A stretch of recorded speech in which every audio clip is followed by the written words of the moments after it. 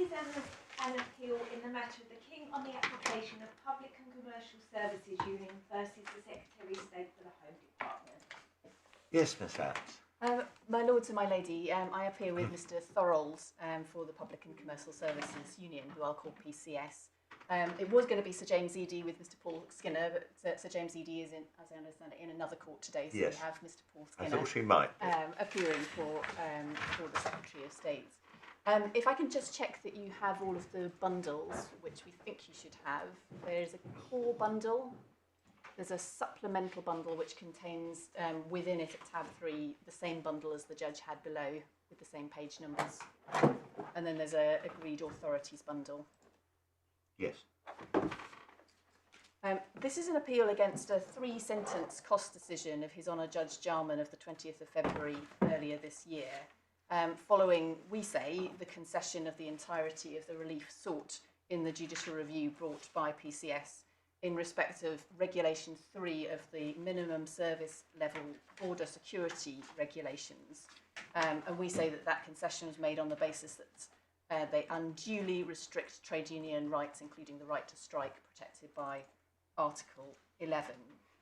In structuring my submissions, I'm going to first turn to the nature of this particular judicial review challenge and the relief sought, and then the correspondence leading up to the consent order. I'm then going to address the authorities relied on by both sides, starting with the older ones, starting with barter, and then addressing the key points of dispute on the law between the parties. And then I'm going to make submissions on each of the numbered grounds, responding to points raised in my learned friend's skeleton argument. But if it's a point of law, I'll aim to deal with that at the time that we go through the authorities. So starting with the nature of these proceedings, if you're following along in the skeleton argument, this relevant section starts from paragraph 4. It's in core bundle, page 17. Yes.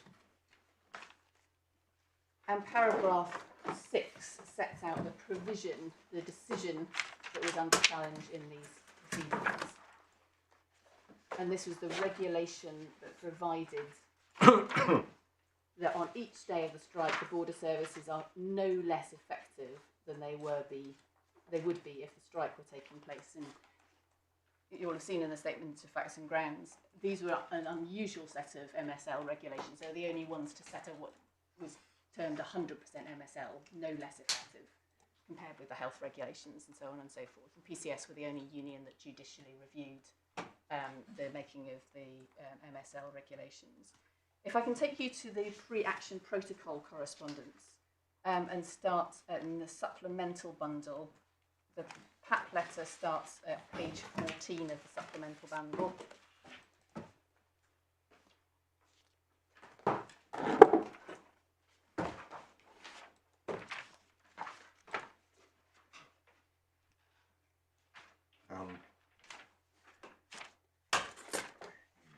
So it's under tab 3. We haven't got tabs, but don't worry about that. Okay. Certainly I haven't. Are we looking at the SB so pages at the bottom right? Exactly, SB page number. The page numbers in the middle are the same page numbers as the cost submissions refer to. We shouldn't need to do it to go through them. So we want use the SB. Exactly, we use the SB in this bundle, CB in the core bundle. Yes. And then I think it's just the page in the authorities bundle, unless I say otherwise.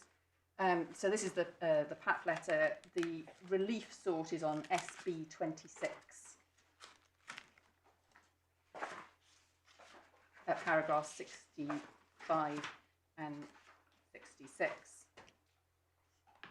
65 is please confirm by return the regulations will be withdrawn or repealed. And then there was an alternative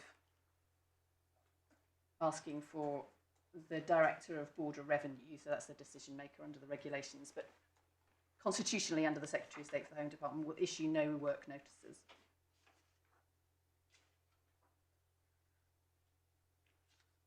And the principal argument made was that the regulations as made unlawfully infringe the PCS's Article 11 rights. And we say we hope it will be possible to avoid the need for litigation to quash the regulations if these steps are taken. And if they're not, we reserve our position on costs. Just while we're in this letter, you'll see just above that passage some requests for documents. One of the grounds for judicial review is Article 11 ground, which took aim at the aim. It is possible to have a lawful aim for minimum service regulations, but the documents in the public domain show both the aims pursued in the ILO declaration, but also the wider aim of helping people enjoy their holidays. So we asked for disclosure of the ministerial submissions in the pre-action protocol letter. The response to that letter initially was to ask for more time. The government legal department asked for some more time, and that was accepted. The next PAP letter, if I can take you to, is on SB 47. So this was after the government response, which argued that the regulations were compatible with Article 11, and that there wouldn't be a promise made in the terms sought. SB 47 is the next sort of substantive PAP. And a point made in paragraph 1 of that was that one of the reasons why it was said that the regulation was unlawful and why it was necessary to bring judicial review proceedings was because a work notice would be given between 7 and 4 days before the date for strike action. Sorry, so within that... Sorry to interrupt you, just... you've jumped to your next letter, but you had mentioned in passing the response to the first letter. Yes. I think perhaps if we're on SB numbers, SB 44, paragraph 67 is the short answer to the request. That is exactly correct. So SB 44, 67, what you've asked for, no. Well, there's a very long letter at 29. Sorry, So SB 33. Starts SB 33. Oh, indeed, and the length of the letter says yes. We consider the regulations to be compatible with Article 11, and you can't. It was also said you can't show the threshold for judicial review because you need to show a breach in all or nearly all cases. And they also took issue with, initially took issue with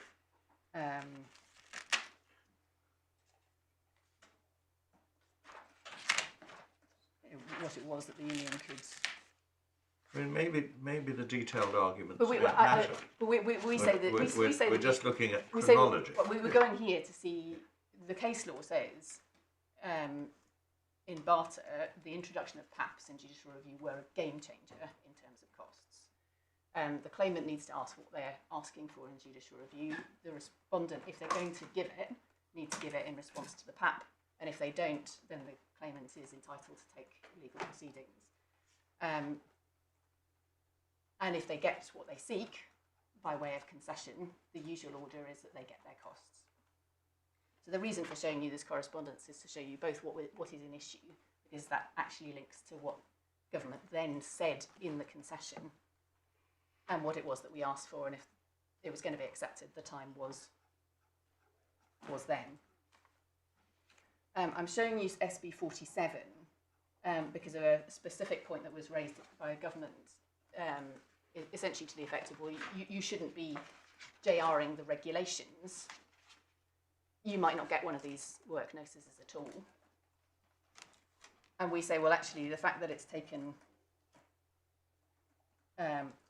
as long as it has to have a substantive answer to the Article 11 arguments is actually a reason why we can't go to JR and back in the 7 to 4 days before notice of strike to actually have this important issue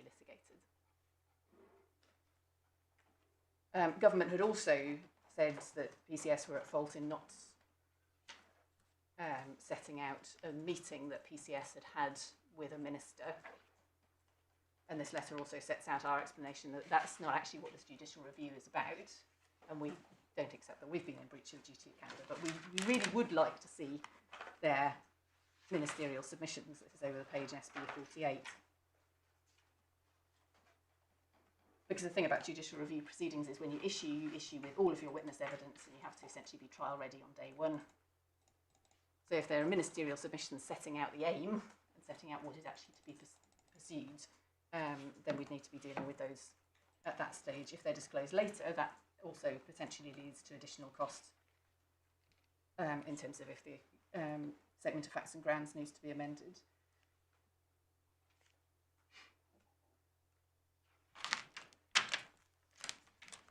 Government say no to providing further information, SB 49. And then SB 51, our third letter, it says, well, we're disappointed by the approach adopted in terms of disclosure. It's not helpful. And we also chase up because they had indicated that they would contest whether PCS had victim status to run the Article 11 argument. We sought confirmation of that. And in short, government, well, we can see it at SB 53. Government said no, we don't need to provide anything else.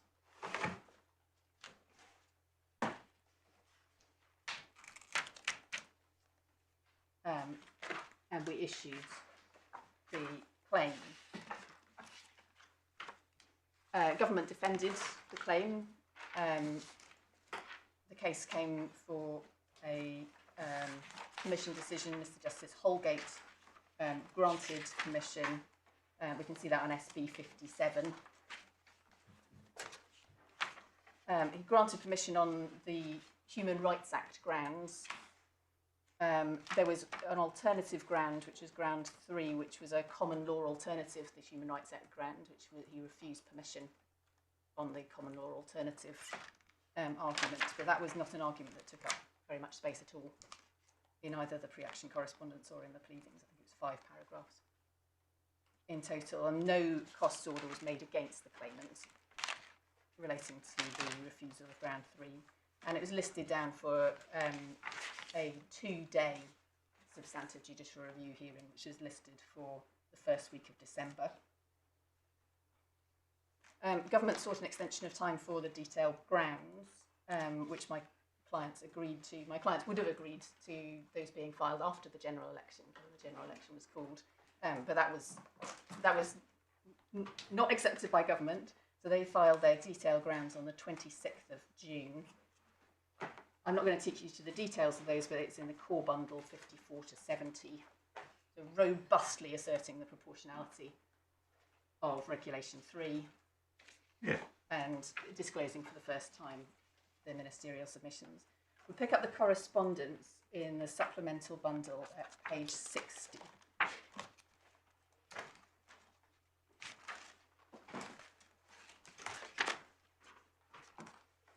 Having received the ministerial submissions, my clients were obviously anxious to know whether they needed to pay the money for me and Mr. Thorold to read those and to consider whether to amend our claim. But before doing that, we wrote to government on the 9th of July,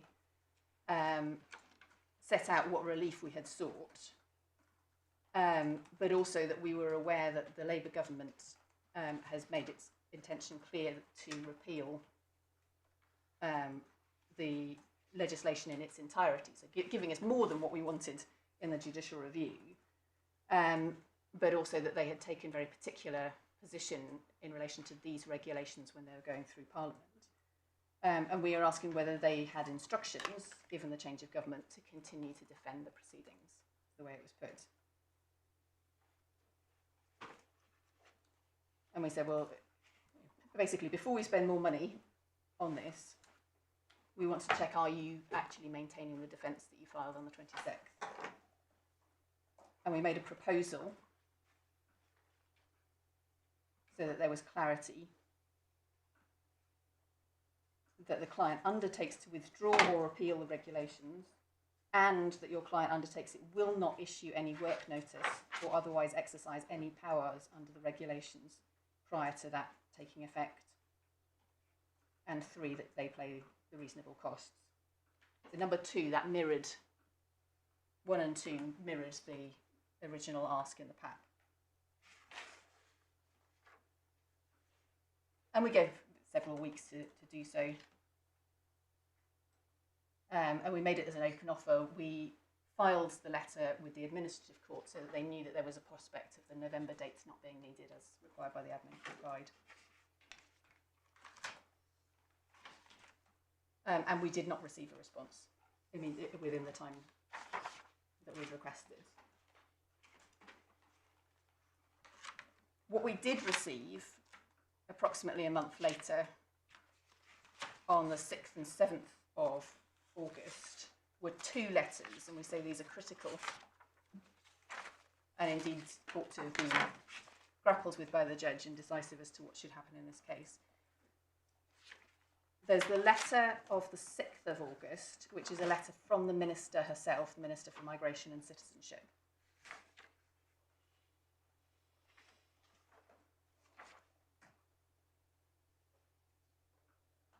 Which says in the 3rd paragraph that this government believes the 2023 Act unduly restricts the right to strike and undermines industrial relations.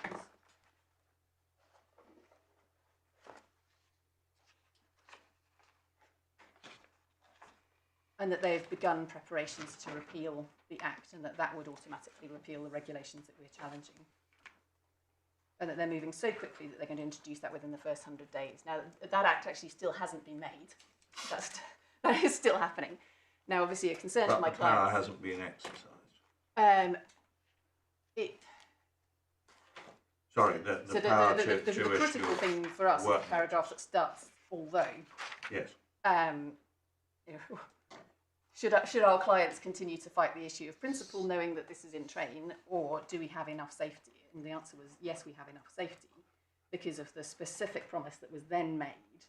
I can confirm the Home Secretary will not exercise the powers granted under the Act and the border security regulations. But the actual work notice is given under the Act.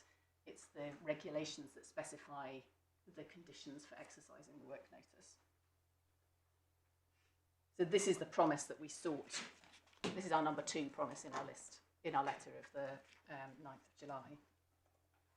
And they also give us an update on the agency worker regulations, which PCS have successfully judicially reviewed that. This landed on the lawyer's desk attached to the letter of the 7th of August 2024, which is a letter from GLD, which referred to our letter of the 9th of July, on which instructions have now been obtained.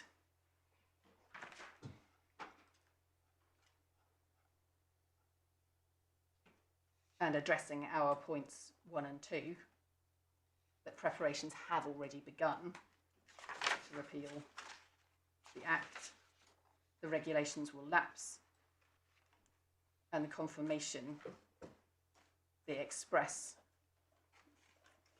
promise given in terms that would give us a legitimate expectation if we had a work notice issued, this would be a game changer in terms of potentially, we say it wouldn't be an adequate remedy, but there's some chance of getting an end to 463, and if with a promise quite as clear as this. But denying our claim for costs. And what is said is that the claim is unacceptable. Your client has not demonstrated, so burden on us, that the claim has become academic by virtue of the legal merits of the case. And we see in the submissions later that they hang that submission on the case of Khan, and that's my submission that Khan doesn't say that is the test at all. That's not the test. That a claimant has to show that a U-turn by the respondent is because of the legal merits of the case. That's not the test. And Khan doesn't say it's the test, and we say it's not the test for multiple reasons going back to Barker. The expression become academic by virtue of the legal merits. Exactly. They don't say because of the latter. They don't say because of the litigation. Sorry, I hadn't finished. Sorry. That would suggest a situation in which a respondent threw their hand in because they accepted that the legal merits were sound. So that's the test they're setting up, a situation in which you, the respondent, say, yes, we're going to agree to what you want because we agree to the merit of your legal claim. Exactly, that we agree to throw our hand in because we've done our own assessment of the legal merits and we think you're right on the law, the fact and everything. Yes, so in circumstances where respondents in these situations rarely, if ever, admit the legal merits, that you say is setting up a hurdle that is not, is unjustified. Well, we say the position is very simple. CPR 44.2, costs usually follow the event. It's about relief. And the reason why it's about relief is because cases do settle, and usually it's disproportionate to then have a fighting of a mini trial about who would have won the claim. It's does the claimant get what they actually sought? Are they substantively the winner? Are they vindicated? That's the language that's used. And the case law before Barter had applied a merits test to judicial review challenges where they settled. And the game changer was the introduction of PAPS. And I'm going to take you to Barter in a bit. The first Jackson report on costs had said that what we call the Boxall principles did not sit with the introduction of PAPS. And also, moreover, judicial review, there shouldn't be a special, the judicial review shouldn't actually be treated substantively differently than the rest of law to which the CPR applies. Costs follow the event. And what had happened prior to Barter was lots of letters being sent, essentially where the claimant got what they sorted for pragmatic reasons. That was the phrasing used. And the Court of Appeal said you had to be really careful about euphemistic language. Just because something's been settled for pragmatic reasons, that doesn't, if the person's got what they actually were seeking in the claim, that's going to be conceded. That needs to happen in response to the PAP. You shouldn't have the claimant having to issue proceedings, costs being incurred, and then not getting their costs when there's a late concession. That's how it works in the rest of law, and judicial review should not be any different. And government ran all sorts of arguments to say, well, JR is different because, you know, often there's discretionary powers and your government's got lots of resource, you know, competing calls on resources. And the Court of Appeal said, absolutely not. It is important that judicial review essentially aligns with the rest of civil litigation. Now, we say several things about this letter. Firstly, we say we did actually get what we sought. Secondly, we say that what's actually said is much, much narrower than what the test really is. But we also, going back to the minister's letter, we say that the phrase unduly restricts the right to strike is really important. And that goes back to, if I can just take you a bit earlier in the supplemental bundle, in relation to the Labour Party's actual position on these regulations, was not just that it's not a good idea as a matter of policy, it went further than that actually it was contrary to Article 11 itself. And if I just show you SB 9, which is in the debates on these regulations, and picking up what Lord Coker, who's presenting the Labour Party position, in the first paragraph, Lord Coker says, if I can just pick it up,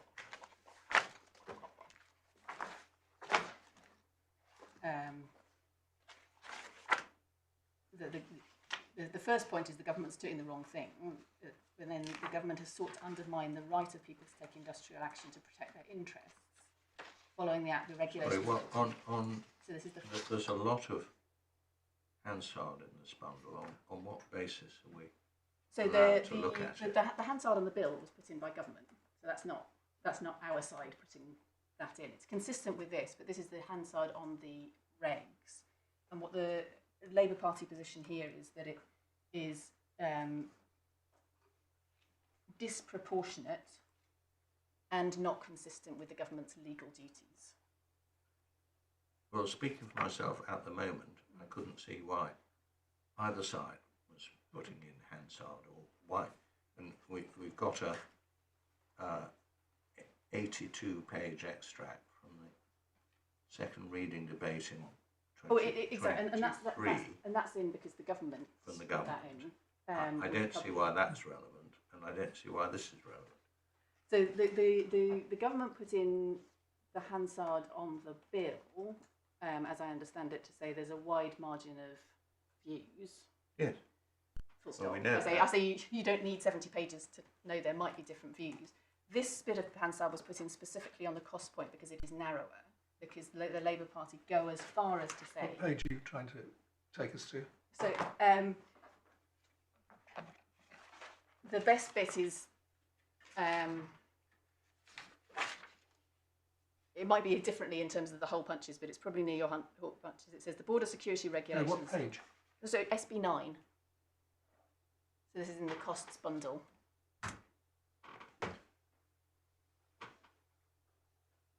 Where they're talking about Regulation 3. So this is a shadow minister. No, this is the yes, it's shadow minister. Yes, the Well, just a minute. But before we deal with the point of principle, I haven't understood what point on the page you're trying to take us to. so the point on the page starts where the border security regulations allow an employer to serve a work notice, and then we've got Regulation 3, which is the regulation that was subject to this judicial review challenge. Yes. The minister then says, how is that proportionate? Yes. And then he makes the point about that's 100% MSL, there's no right to strike. And then he says, how is that consistent with the government's legal duties? So what's said by government is, oh, well, this is the U-turn was because of politics. It's not anything to do with connected with the merits of this case. And we say, well, actually, it is connected with the merits of the case because the Labour Party's position, while in opposition, was that Regulation 3, it wasn't just a bad idea, it was actually unlawful for the same reasons as we ran in the challenge. I can't at the moment, speaking for myself, see that this has got any relevance whatever to our task here. The fact that a member of one party or another thinks something is or isn't lawful. Why has that got? Why does that help either party? I mean, no doubt, if we read the whole lot, there are people who think it's very proportionate. So what's it matter? Well, it matters because the judge said that the reason why we shouldn't get our costs was because the U-turn was for political reasons. But my point to you is simply that it's whether something is or is not proportionate is not to be found in whether arguments on both sides of the question consider it to be proportionate or not. I mean, we have to form our own view as to whether you had an arguable case, a strong arguable case, or something better, don't we? We're not going to find the answer in this material. Well, we say actually where a case settles, you don't go first to looking at the merits of the underlying legal challenge, because that's what Barter says that you shouldn't go first to. You look at whether we've got the relief that we sought in the PAP letter, and I say that we got the relief we sought in the PAP letter, we get our promise, and actually the regulations are going to die. Government says, well, you shouldn't. This is one of those cases where even though, as I understand it, they are accepting we got everything we sought, they've not contested that we haven't got everything that we sought. They say, but we have to show that the reason why we got everything we sought was because of the merits of the claim. And we say, well, what the minister's done in her letter and why it's so significant is that she says it's because the regulations unduly restrict the right to strike. Yes. Well, now, we can look at the correspondence each side. We can look at the parliamentary history in the sense that we know that the primary statute was passed in 2023. We can assume, without being taken to detail, that the Labour Party, then the main opposition party, were unhappy with it, but it was passed anyway, the regulations were laid, and the incoming minister said what she said in the letter of the 6th or 7th of August. But I don't see at the moment why either side is entitled to go on a trawl through Hansard. I thought it is still the law following Pepper and Hart that Hansard can be looked at in very limited circumstances where the minister or promoter of a bill or a set of regulations says what the intention is in introducing them or what they mean. Even that's pretty controversial, but I thought it was still the position that you can't look at anybody else's speeches for any purposes at all. Well, we say, I think we would, there are only very narrow circumstances where one can look at Pepper and Hart. We are deploying principally the minister's letter, and what she says unduly restricts the right to strike. Yes. If I can maybe show you why the reason why we raise this is in response to the government's paragraph 32 of their skeleton, which is CB44. Well, let's look at that. It might be easier to see. Yeah. What government is saying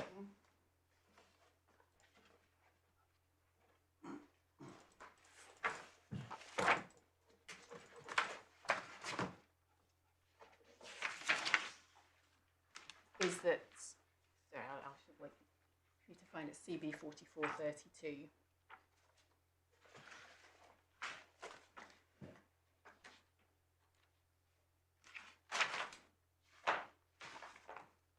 They deny any link made by the minister between essentially the substance of what this JR was about, unduly restricts the right to strike, and the reason for her letter. They say that she set out a political position, not any agreement with the contention that the legislation breached Article 11. Now, if that's true, that would be the minister taking a different position than what her party took below. It was not merely that this was a bad idea, but this was actually unlawful contrary to Article 11. So we say that the Labour Party's position has always been that Reg 3, the subject of this judicial review challenge, went beyond being, as I said, politically a bad idea into unlawfulness territory. Well, and that's why her words unduly restrict the right to strike actually makes a link with the merits. Now, we say under the cost case law. Just a minute.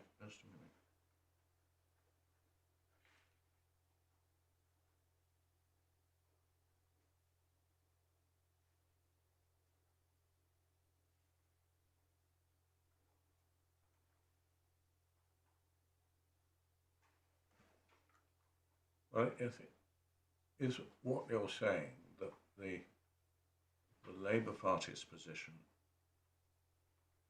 before the election was not simply we don't like these regulations or they're a bad idea, but they unduly restrict the right to strike?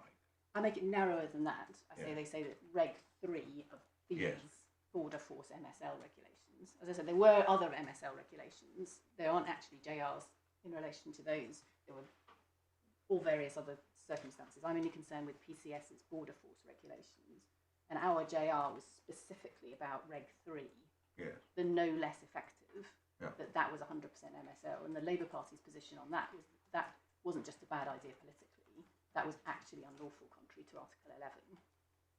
And I say that for those circumstances I can refer to Lord Coker as being consistent with what the minister then wrote. What government say is we must read what the minister wrote as being just a political position and not being in any way related to this JR. And we say, on this JR, that's not right. But why does it matter what the minister thought or the Labour Party thought? Because surely the issue is what objectively is the legal position, and that's not a matter for the opinion of the Labour Party or the minister, it's a matter for the court. Well, we say the right position on costs is if we get what we sought by way of agreement after we issue, but before trial, we get our costs, M and Croydon number 1. Yeah. Unless government can show, not for us to show, government can show that the U-turn was entirely unconnected. That's the wording from Barter, paragraph 63. Lord Justice Singh uses the phrase entirely extrinsic. We say also correct means the same thing. And government is relying on a case called Parveen. You're going to get into the case law in a minute. At the moment, I just want to find out whether I thought it was pretty well known that the Labour position before the election was that this legislation was not only politically objectionable, but was Actually, unlawful in the human rights sense.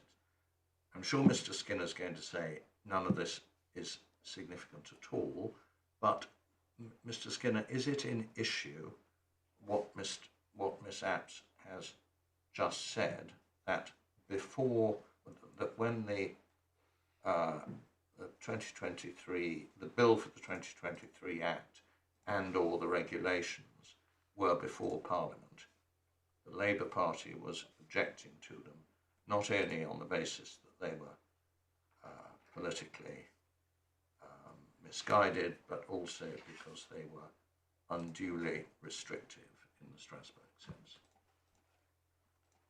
If I can give you a short, there's a long, Yes. a short answer and a long answer. Yes. I'll attempt to give a short answer for now, if I may. Yes. Whether you may not have seen our detailed grounds, but the whether or not there's a breach of Article 11 obviously depends to a large extent in this context on whether or not a decision falls outside of the margin of appreciation, Yes. which is wide in this context. Now, obviously, different member states, different political parties can take different views as to whether they think a measure is unduly restrictive or even disproportionate. But the high point, as I understand it, of the claimant's case is the passage in Hansard that that Miss Apps has taken the court to, and our position is that that just simply doesn't go anywhere near saying that the Labour Party accepted before the general election that there would be a breach of Article 11 when you take into account the wide margin in this context, etc., to, even if they thought that it was not the right place themselves to strike the balance, it doesn't flow from that there's some breach of Article 11 that's being conceded. Sorry, that doesn't answer the question. I don't think we want to spend time on Hansard or the admissibility of Hansard, unless for reasons I don't quite understand at the moment. It is actually significant as to whether the Labour Party was saying, contrary to the view of the then government before the election, that this regime of the Act and regulations, at least as applied to border force, is unlawful. As far as I'm aware, there was no statement to that effect. Right, well, we've probably got to make a ruling on whether the Hansard is admissible. Tell us why it's admissible, and then we'll make a ruling. I can't see any other way of dealing with this. At the moment, seems to me it's all inadmissible as a matter of law. we say it's admissible because it is inconsistent with the position now being put forward by government as to what the minister meant when she said unduly restricts right to strike in her letter of the 6th of August. That it was well known, and indeed there's no point about admissibility of any of the Committee of Human Rights points were taken in the defendant's detailed grounds or acknowledgements of service to how they're put in the summary grounds. But this is our responsive point to the government's arguments that what the minister was saying was that this is all about margin. We say she didn't say it's all about margin. She says unduly restricts the right to strike in relation to a JR that was about exactly that issue. And because of that, government can't say that the concession of the judicial review was entirely unconnected to what was at the substance of the heart of these proceedings. So it's preventing government from running a different factual case. But bearing in mind there's no disclosure of ministerial submissions of what led up to this letter, we have a letter that says unduly restricts the right to strike in a JR, which is about unduly restricting the right to strike in relation to these regulations. And as I said, I'm not taking you to all, as I said, it's government who wanted all the long bits of Hansard about the bill. This is Hansard specifically about Regulation 3, where the Shadow Minister says in terms there's interfering with the right to strike.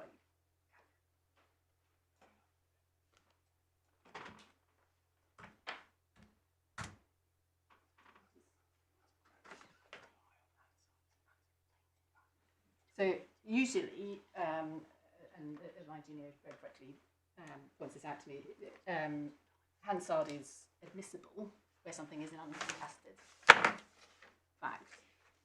Now, I hadn't understood until Mr. Skinner stood up just now and said that there was no statement in Parliament to the effect that Labour took the position that this regulation was unlawful, that it was contested at all. That was Labour's position on this regulation that was the subject of challenge. Instead, what is said by government in their skeleton argument was, oh, well, actually, the minister's letter really is talking about politics, it's not talking about law. And we had put that SB9, as I said, that we're looking at it in SB because that was before the judge. That page, not pages and pages and pages, that page was put before the judge for his cost decision. It's an important point, because I'd always understood it was constitutionally improper for us to be doing what's referred to in another context as island hopping our way through debates in Parliament, because there's an issue of privilege here. And I mean, unless it's uncontested, and there's a case called Preble which establishes that. If you could just go, for example, to a debate in the Commons, it's at SB 110, where one can find ministerial statement at the bottom of that page, the last paragraph, to do with lawfulness. But we perfectly understand that one party, I'm sorry, I don't think I'm bottom on of the same page SB 110, Are we in Laura Farris? I take, yes, she was the minister, I take the opposite position. Now,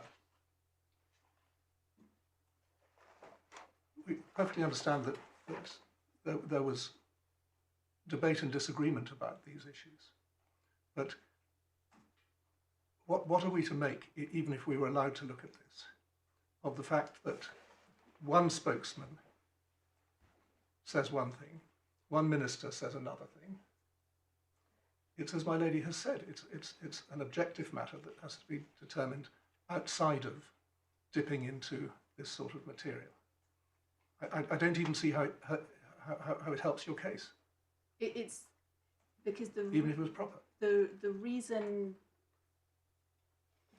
why relief is given following the issue of a judicial review claim can be relevant to the court's decision on costs. We say that it's only the answer where the reason is entirely unconnected. So the example given in the Dublin cases, for instance, is something changes in the country of origin.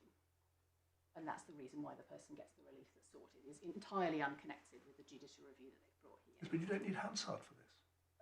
I don't need it. So, but what I do need to respond to is the government's position that the minister's letter that we say links what this challenge was actually substantively about with her reason for giving us the promise that she'd never use the power with the law.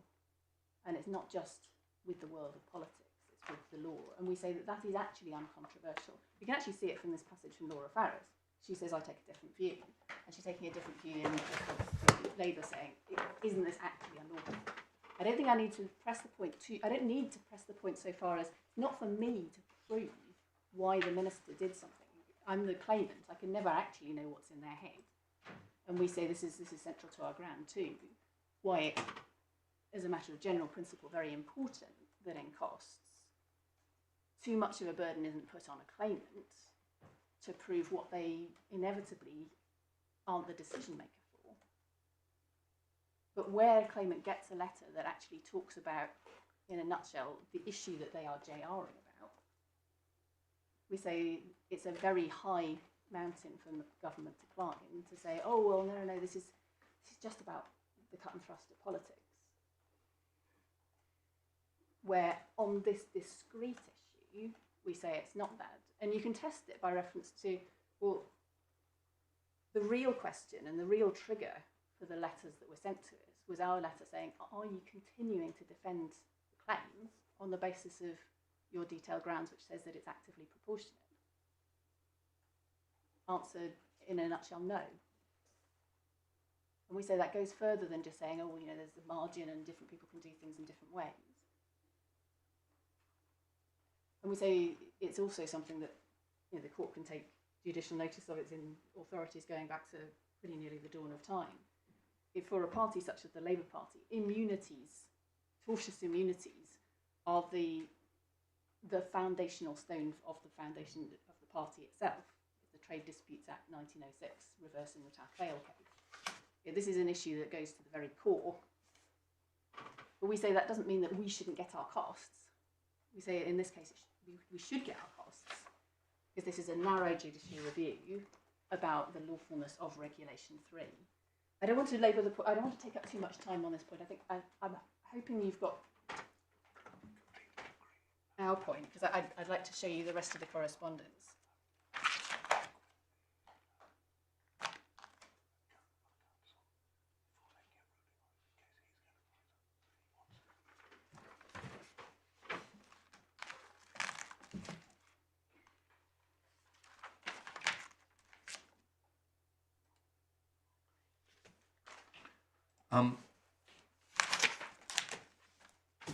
Our present view is that neither side should be allowed to refer to the parliamentary debates in 2023.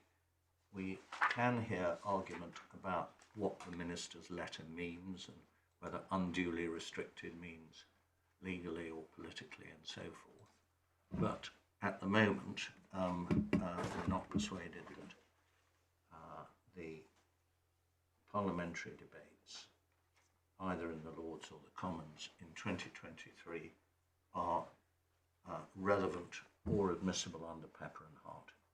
Mr. Skinner, are you content with that? I'm entirely content with that, my lord. I just wanted to just make sure that the court understands the reason why the defendant put reference to the debates in our grounds was simply to make the point that this has been widely debated over a long period of time. We didn't put it in to rely on anything particular that was said. It was the fact of the debates which then fed into our points about margin. That was the sole reason we put it in. I don't need that for present purposes, and I'm entirely content with your lordship's with the court's ruling, but just for completeness. Well, we can be told the parliamentary history, which is, in short, that this was a highly contested bill for the Act in 2023, and specifically the regulation imposing quite stringent restrictions on border force was itself politically highly contentious, but that's as far as we go, and we're not going to look at Hansard. Right, Ms. Well, it's very, very helpful to have that indication. Yes. If I can crack on then with the rest of the correspondence and pick it up with the 9th of August 2024, that's SB 66. So this is my side's response to the letter of the 7th of August, saying essentially thank you for the promise that you're not going to exercise the powers.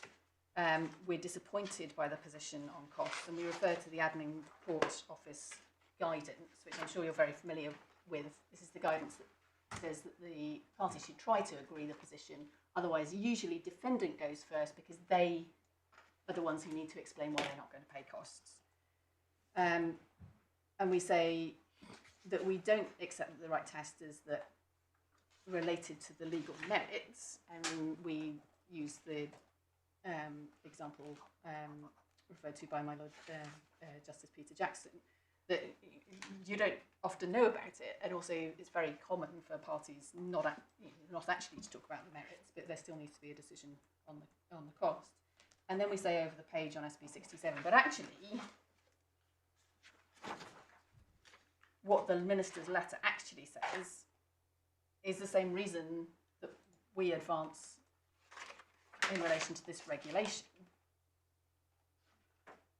And we say that that's sufficient, that they've even, that minister is adopting the position. Yes. Isn't the correspondence from this point onwards is each side takes up the position which it now adopts in skeleton arguments. You reach consensus that the claim should be disposed of, but you can't agree on costs, and here we are. Well, indeed, it goes one step further. If we go to the next page, 68, the last sentence of the government's letter, well, actually, there's two bits I need to take you to in this letter. The government says, well, the Act itself, the decision to repeal the Act wasn't because of the proceedings. Now, this judicial review was never against the Act. This was about Reg 3 of the MSL regulations. So we say, insofar as the government relies on this letter as being evidence of the reason why, they're talking about they're actually talking about the wrong target here. But the regs are part of the whole, which is the Act. Well, that they are, but the government doesn't say, and they again haven't said at any point of their correspondence, the decision to give you the promise not to use the border force regulations was not because of your claim. They never say that in the correspondence. And they never say that the decision in relation to these regulations was not made for any reason connected with your claim. Those are two things the government never says. They say the Act decision wasn't because of the claim, and they say that essentially the promise wasn't made because of the legal merits. But there's quite a long way in between the two. When you look carefully at promises that have been made in the earlier authorities, the promise that's always given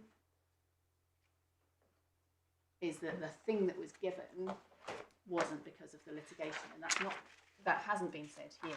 The other thing that we get on page 68 is essentially a threat to go after us for their costs.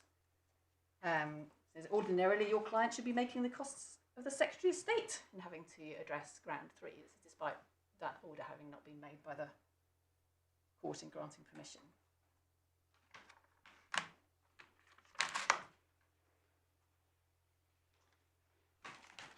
And then the other thing that's relied on, although not as our primary reason, is that we provided a consent order on the 16th of August,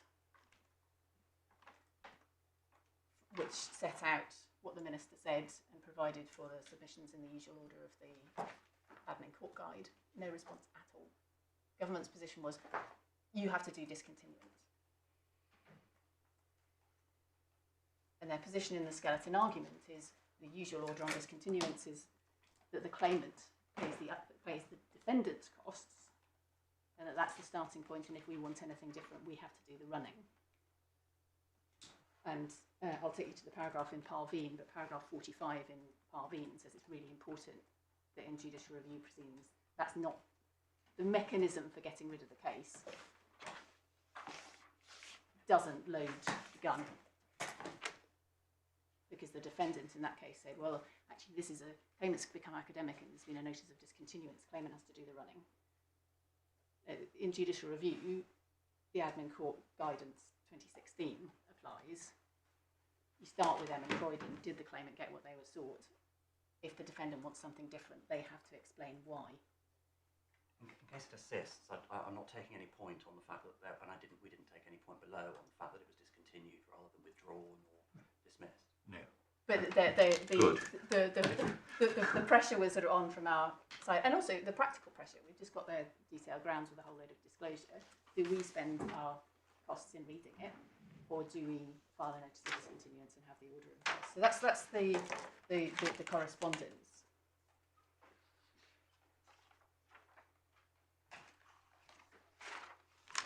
I'll just show you very briefly the cost submissions.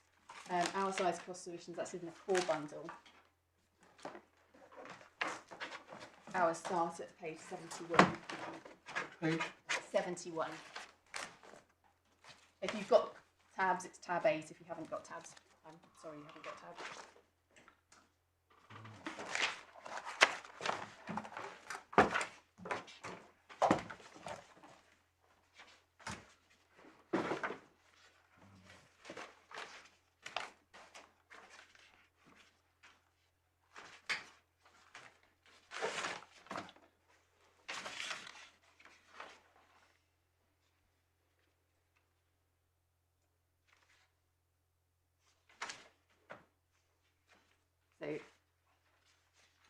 one and a half substantive pages, 72 and 73. The reasons that we sought costs, we set out what it was that we asked for, we set out the linkage in the 9th of July letter, and we say that we're in category 1, M and Croydon, we've been wholly successful. We set out, there's an authority city portfolio, which is, it doesn't establish any new law, but it puts all of the case law in one place in the digest by Mr. Justice Fordham, and we say the court should generally avoid complex inquiries into who would have won anyway, and that if it's to be conceded, it needs to be done at the pre-action stage. And then 5, we set out 5 reasons why we should get our costs. We got everything we asked for. There's the linkage with the legal merits. You've left out the story, in fact, the consent order. Oh, I did. I should just take you to the consent order. Because I'd just been wondering, how did the claim come to an end and save us to costs? And the answer is at SB3. Which Indeed, SB3, and we say that this was particularly important. So we sent a consent order with the usual order of things. Government had sent us a consent order with us going first. They didn't respond at all, and then we chased, and then we decided that actually their consent order we could live with. It meant that we had to go, we had to do 2 lots rather than 1 lot, but that wasn't going to. We weren't going to hold up everything with a lack of response. But it's significant because in the recitals it actually refers to the minister's letter, and the minister's letter was filed with the consent order. So we have the minister's position actually provided into court, signed by both sides, with the unduly restricts the right to strike. Which again is significant for us, just in case it all went wrong. We did get a work notice, which obviously we would very much hope that we wouldn't have to, but that would be a shorter JR rather than the whole shooting match. Minister says unduly restricts the right to strike, has promised not to use it, has done it. So we say very substantial, and we set out the orders there. So you effectively say that you were the successful party, that you were stuck because there was now no prospect of you getting a legal ruling.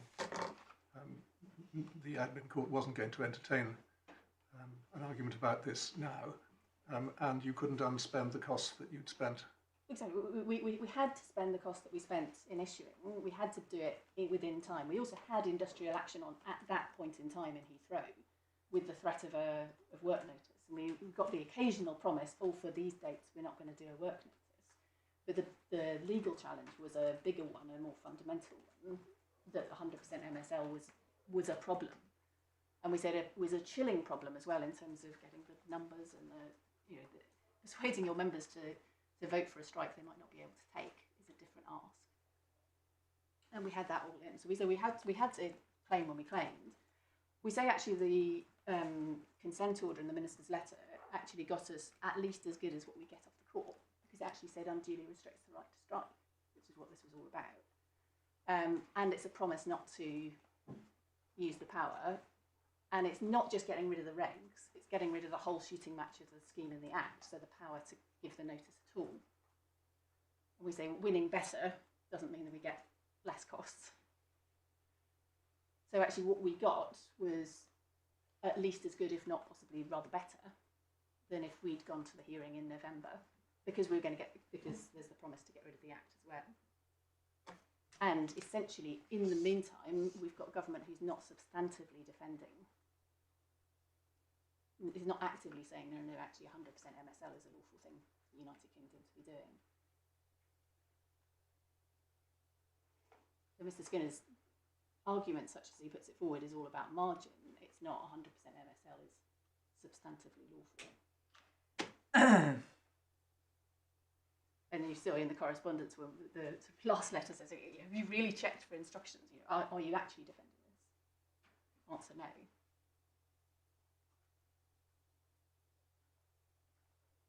So it had become truly academic in the sense of the word.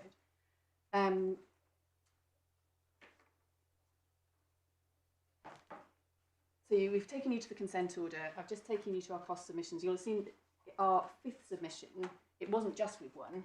It was also one of the reasons why this is so expensive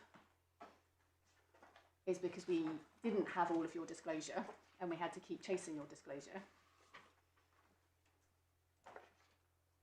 It just adds hours.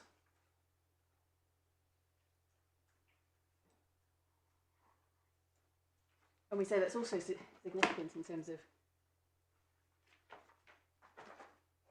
who actually has to show what.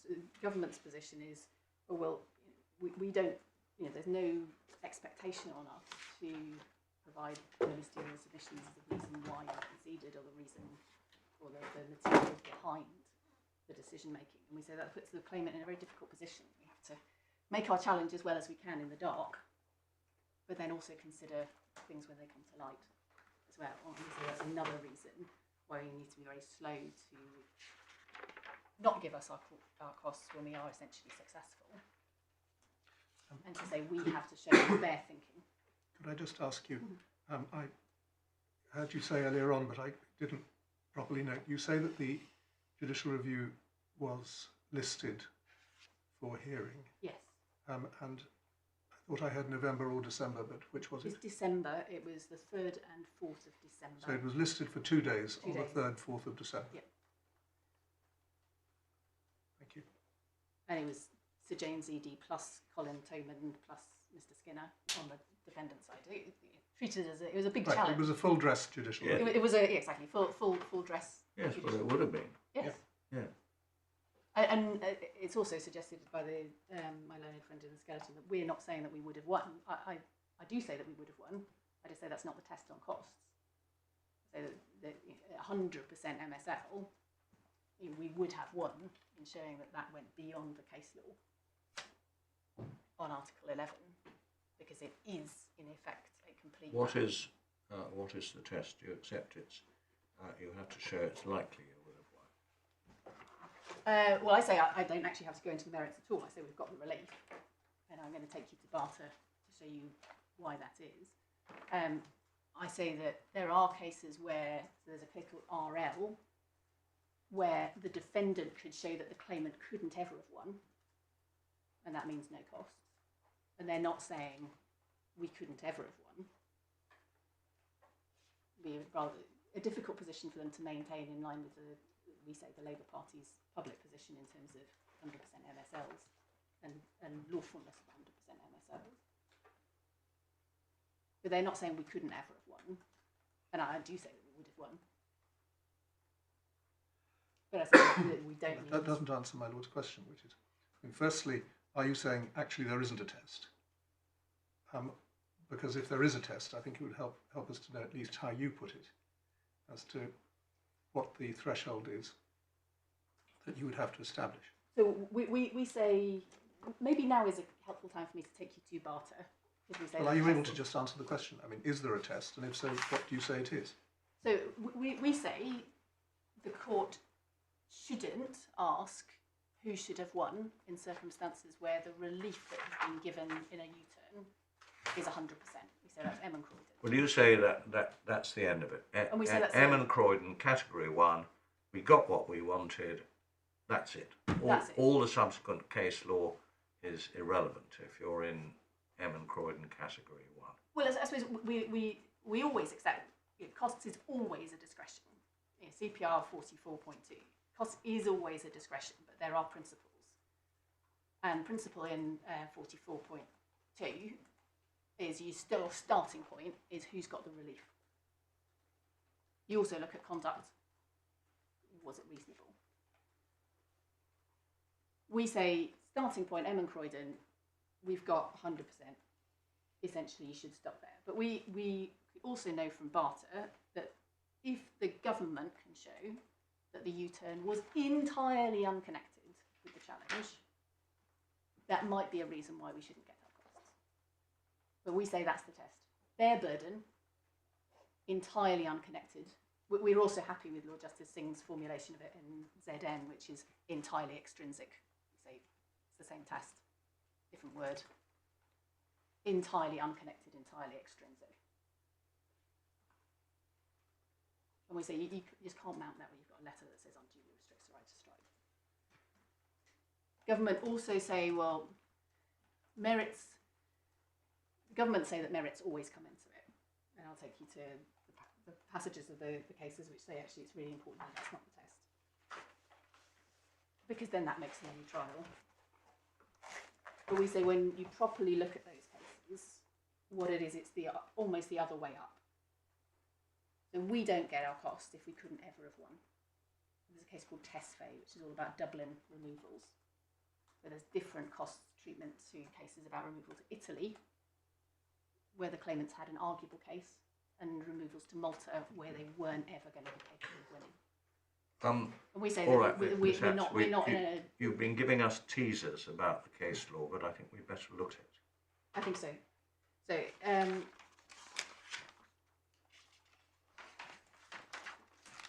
just so you've got the references to the submissions, that was just in there. Our cost submission, defendant's cost submission, just very quickly on page 74. And this is where there is actually a different position now being put forward in the skeleton. There they said, well, you start with M and Croydon. However, and then they say that the test is Khan.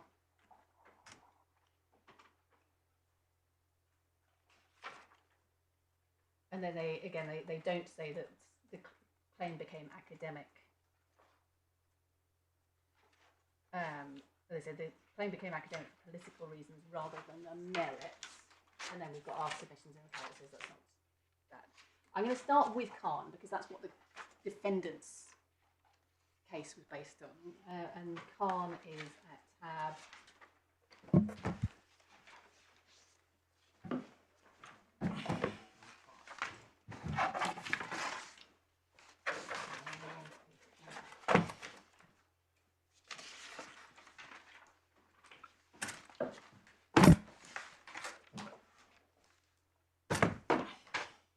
That's tab 14 of the authorities bundle. If you're in the electronic, that starts at 243.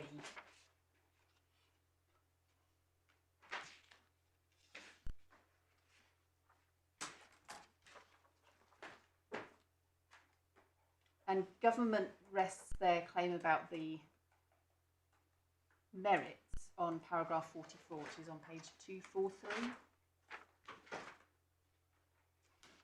But we need to read it from 43 because it's actually talking about a paragraph of Lord Justice Singh in a case called ZN.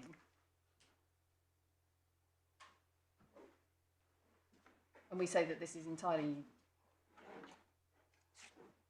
fine and normal. The test is that if a party has been compelled to come to court to vindicate legal rights. Now, if those legal rights had been respected in the first place, they wouldn't have needed to come to court. And that's the causal link. That's what they're talking about with causal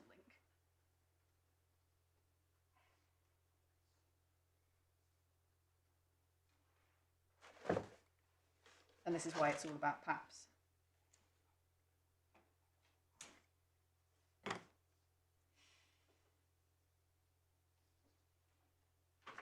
Paragraph 44 is saying, well, actually in ZN was a case where the claimants couldn't possibly have won.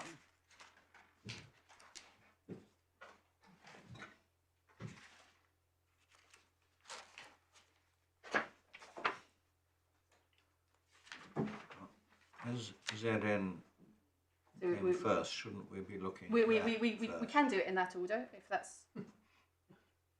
Well, it is the traditional approach to authorities to take them in actual chronological order rather than reverse chronological order. Indeed, the reason for going to ZN was because what the court is not doing at 44 is setting out a test, and also just to show you 50 over the page, which is on 244, where Lord Justice Singh says, I am absolutely not saying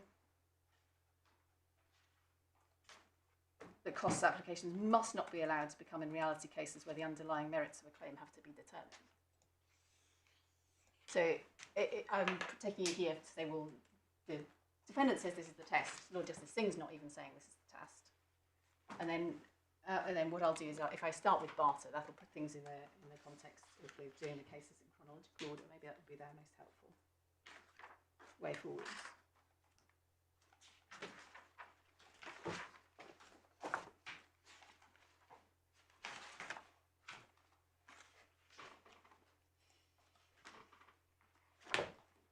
So if I can take you to barter, which is at tab 6.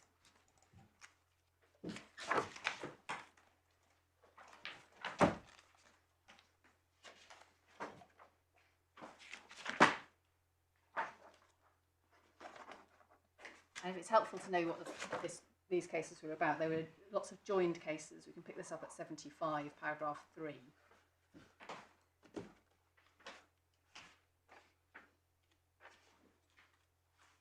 Under EU law,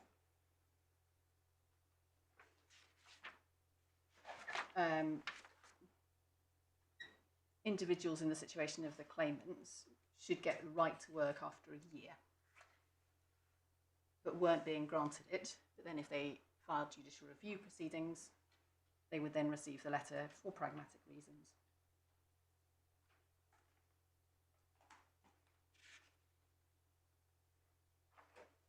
I referred to the Boxall principles where merits used to be relevant. That's page 76. The Boxall principles were principles by Mr. Justice Scott Baker, paragraph 22 in Boxall 7 here.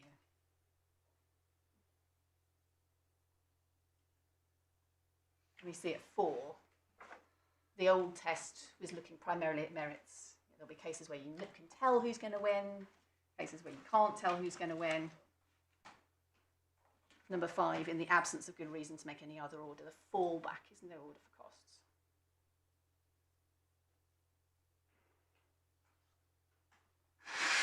And it used to be in judicial review.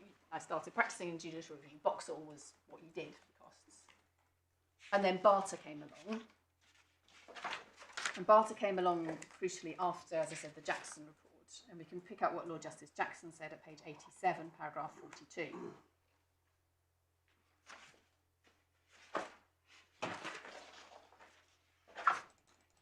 And he says, the Boxall approach made eminently good sense at that time the case was decided. However, we've now got the reaction protocol for JR. And this is why it needs modification. If you're going to have a concession, you do so at the PAP stage. If you don't do it at the PAP stage, you're on risk and costs if you give it later. And that, you can see that it's got a sensible reason, because it's a motivation to settle cases early, not to have a claimant have to pay the cost of issuing, doing all their evidence, getting through all of the stages, and then conceding at a late stage. The claimant's already spent the money. And we obviously know that judicial reviews do get conceded later, but the usual position, for instance, the Rwanda judicial review is due to be in court very soon after the election. Government decided to repeal the Rwanda Act. Claimants got all of their costs just as a matter of course. That was the usual position. We say the arguments being pursued in this case are substantively different than the usual course of things, where there is a concession of all the relief sought at a later stage. The usual position becomes that the defendant pays, unless they can show that it's entirely extrinsic. We can see the government's arguments for special treatment of judicial review and of government at paragraph 52, page 90.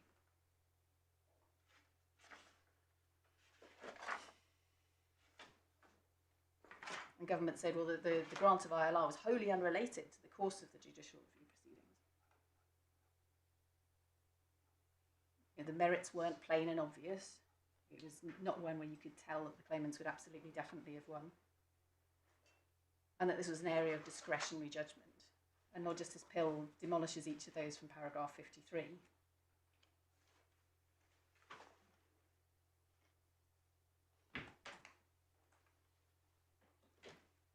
He says they shouldn't have waited for a court decision before deciding what to do. 55. No attempt is made to substantiate the submission that the causal reason was different. And at 56, for reasons unconnected, there needs to be evidence of government to support the submission that there's a lack of connection.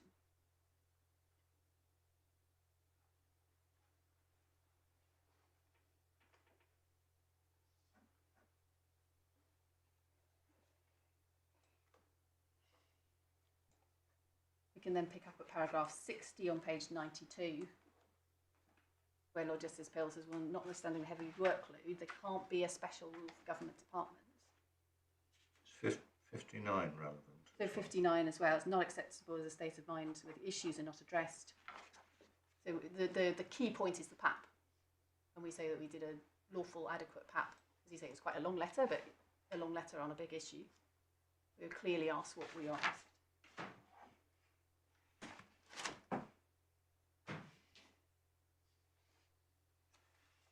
The point you made earlier is that the modern practice is to front load the costs. Well, the process for judicial review requires the claimant to file statements of facts and grounds, which have to include not just assertions of their detailed documents. They include law plus fact, plus witness evidence, plus all documents and support in a paginated bundle that's bookmarked with the bookmarks with the page numbers. It creates essentially a pack of papers that are trial ready.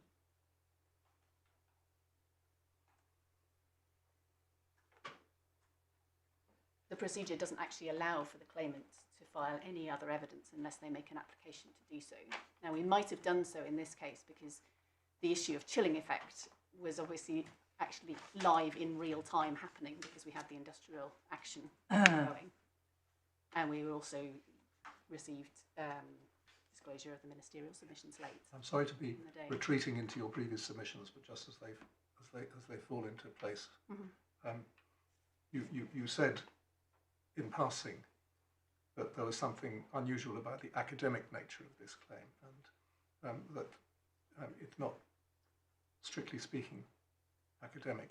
You particularly relate that to the fact that the outcome of the claim was that there were not going to be any directives given. Any work notices. Until Parliament had done its revision of the legislation. So we could know before any ballot that we weren't going to be faced with a work notice. So this wasn't going to be a case where a union member was having to weigh up, do I vote for a strike that I might then be prohibited from taking? Right, so that for you was an extremely valuable achievement. Extremely valuable, because it was a promise in such express, clear, unambiguous, without relevant qualification terms that it didn't say absent special circumstances we'll do no work notices. It was we will not exercise this power at all. And as you saw, we asked for that in the PAP letter. And we did get a promise very shortly after we issued 4 dates for a particular strike in Heathrow, that for the dates that we'd given notice of, after we'd given notice, oh, for this one we won't give a work notice, because that's post-ballot. And we say that that wouldn't have made a small individual promise in an individual strike, that wouldn't have made the JR academic, because the regulation's still there. But this promise that we got in the letter was a game changer. And it was a particular game changer because it wasn't just in a letter, it was actually sent into the admin court and referred to in a recital of a consent order.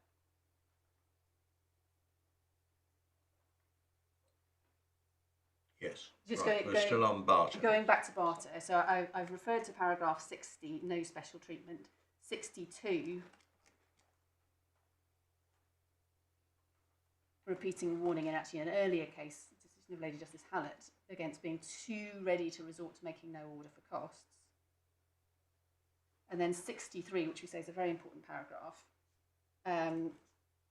where a claim is settled for purely pragmatic reasons. And we say actually the phrase political reasons is of the same tenor. You have to be really careful about briefly euphemistic language.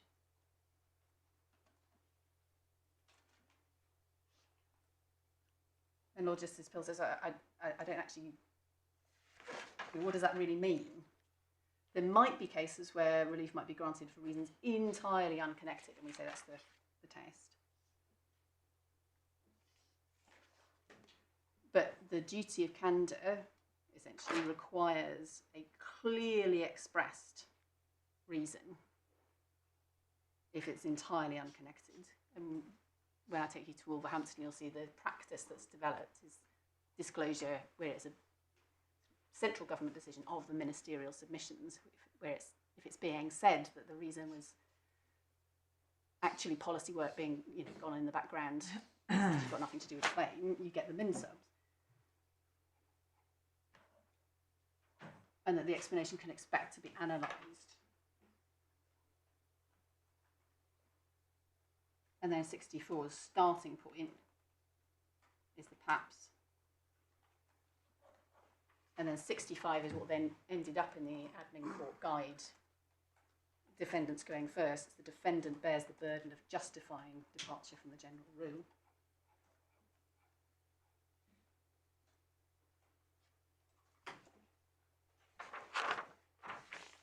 And then 68, my learned friend relies on proportionality. And judges are terribly busy. What should their time be taken to do? And Lord Justice Pill says you have to be really careful. And judges shouldn't be too readily deterred.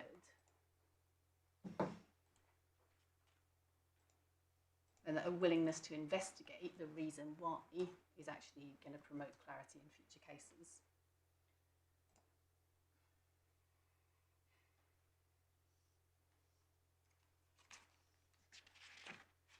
And Lord Justice Headley at paragraph 76, page 95, essentially reasserts the point. It's the pre-action protocol that's the game changer.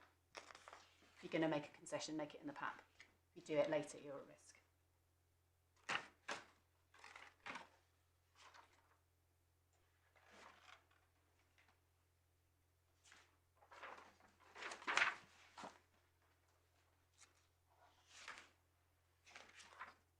So then we get M and Croydon, and M and Croydon's the big famous case about costs, but in some ways the work was done in Barter, and we picked this up in M and Croydon. Next tab along, page 103.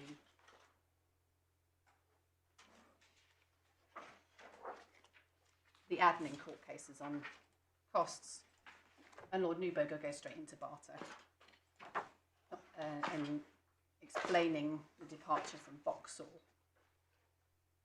And we see paragraph 36 reference to that Scott case. Don't too easily fall back on no order for costs. And we say, in essence, that's what the judge has done here. He's seen political reasons, thought, oh goodness, and has gone too quickly to no order for costs because of the assertion of political reasons.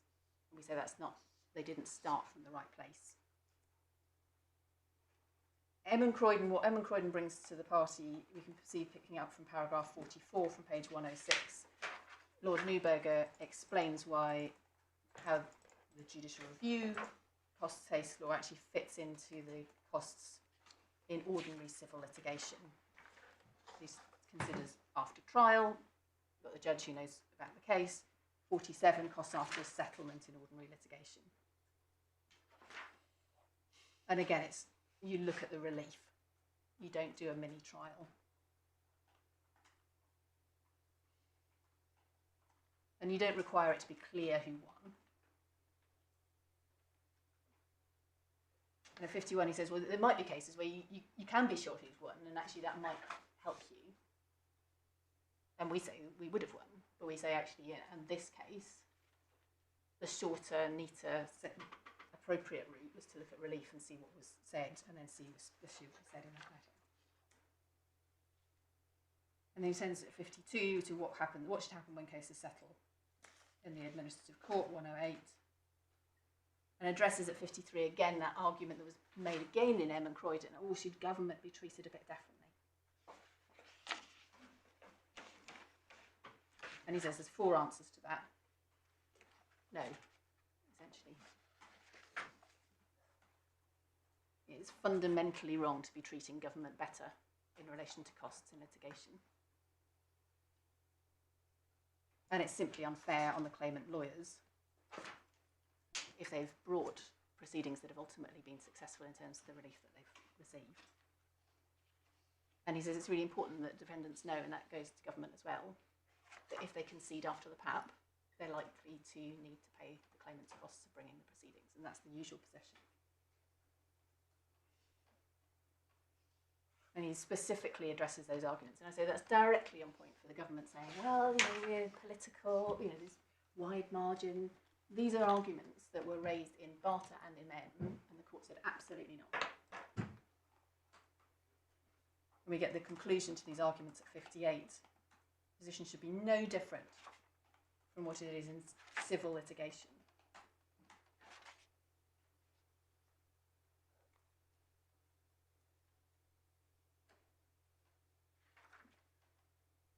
And then over the page from 60 following 111, we get the paragraphs that everyone's very familiar with from those three Emin Croydon categories. And they're put as categories, not because it's to be treated as a statute, but because of the principle.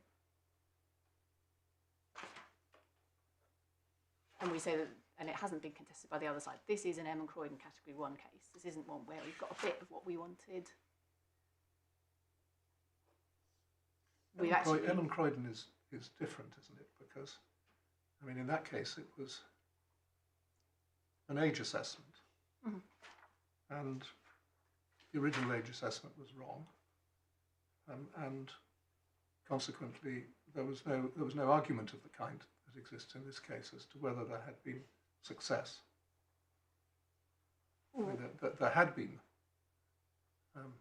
success, but costs were denied because the law had somewhat changed during the course of the proceedings. Well, cases are always different on their facts. Emin Croydon is a practice note that is then attached to the 2016 Administrative Court guidance and is the case that is then cited in all of the other Court of Appeal cases that follow it. And we say that what the Court of Appeal has said in all of the cases that follow it is Emin Croydon's the big case, setting out the general principles. And we say that the categories, Lord Doomberg is not talking about just the facts of Emin Croydon here. He's talking about how should judicial review be approached in relation to costs, and the in-principle arguments that were made. And if a claimant gets the relief that they sought, unless there is some good reason to the contrary, the position is they ought to get their costs. Things are a bit more different if they get a bit of what they asked for, but not all of what they asked for.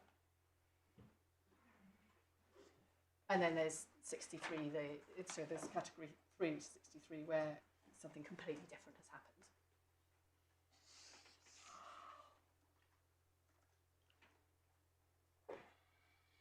And in paragraph 65, he says, having given such general guidance, blah, blah, blah,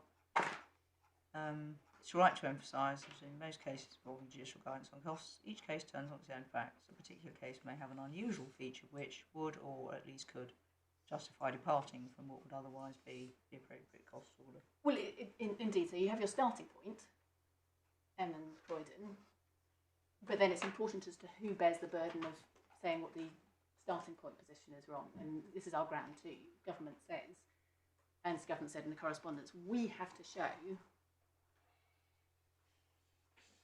that their U-turn was because of the merits of our claim. And we say that you're not finding that in here. Right, do we need anything else from Emin Croydon? I'll just highlight what Lord Justice Stanley Burnton says, because he talks about why it's important from the perspective of negotiation. Paragraph 75, 76, that he hopes that this will actually cause a greater willingness for cases to settle because there's clarity as to the general position. Do the other two members of the court agree with his observations? Lord Neuberger did, yes. Oh, Lord right. Neuberger Okay. is. That's helpful. And at 77, Stanley Burnton makes the same point as made in Barter about this needs to be kept proportionate, but it also needs to be grappled with. Because if it's not grappled with, then the fallback is no order for costs, and actually that does cause problems. Emezi is a very short case that follows this tab 7. And what went wrong in that case we can see at page 107, paragraph 6. We've got a judge, this is a case where it was about asylum support accommodation, which was then granted. The judge didn't ask the question, didn't ask the Emin Croydon question, has the claimant got the relief sought? Didn't start from the right starting point. And we say that that's, in essence, what happened here. The judge jumped straight to political reasons and doesn't look, what is this claim about? I'm then going to get to the next. What essentially then happens following M and Croydon is you get two lines of case law where the court look into this in a lot more detail. You get cases where it's unclear whether the claimant would actually have got what they were seeking anyway. So claims usually brought on unlawful delay grounds, mostly about accommodation, some of them about immigration status. And the cases that fall in that category are Ursus, Parveen, and a case called RL. There's another line of case law that then develops where you have, to some degree, parallel proceedings. And these are cases often in the immigration context. There's also one in the products context, where you have the statutory jurisdiction of the first two in the upper tribunal, and you've got judicial review. The question is often the Secretary of State will agree to remake a decision or agree that something will then have a statutory right to appeal. And the question there is, did the claimant really get what they were really wanting? Or was the claimant actually running a hopeless argument in the first place, utterly hopeless argument? What was the third case under the first category? So the first category, Ursus, Parveen and RL. I'm sorry, they establish what? So I'm saying there's two, essentially we see two lines of case law that come to the Court of Appeal. The case is about unlawful delay, where there's a question as to, did the claimants get, and it's usually housing. So RL, for instance, they get housing a week after issuing a claim. Question was, would they have actually got the housing anyway, because they were progressing up the queue, or did the judicial review move them up the queue? Ursus, Parveen and RL look very particularly at that scenario. You've then got an line of case law that looks at parallel proceedings, and those are the cases of Tesfaye, ZN.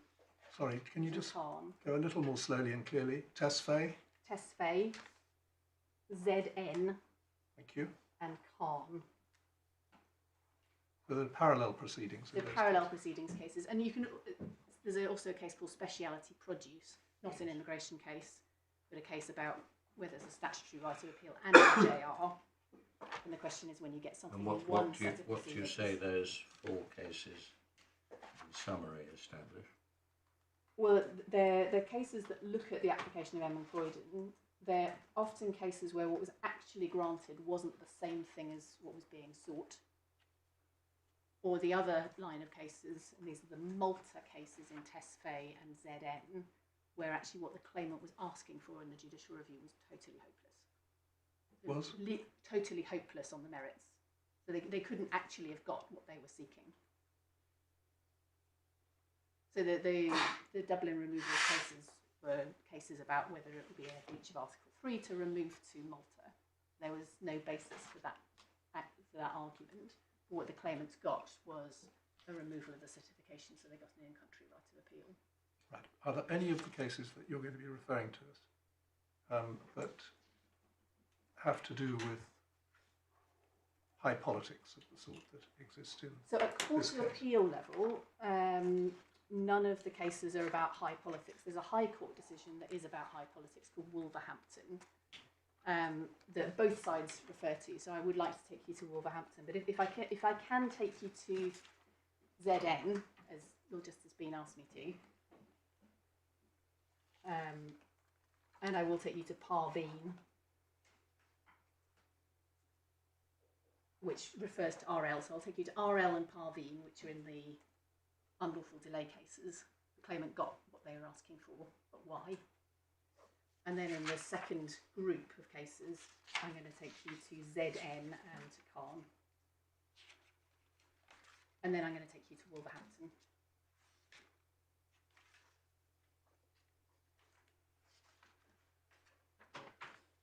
So if I can take you first to RL, that's tab 13.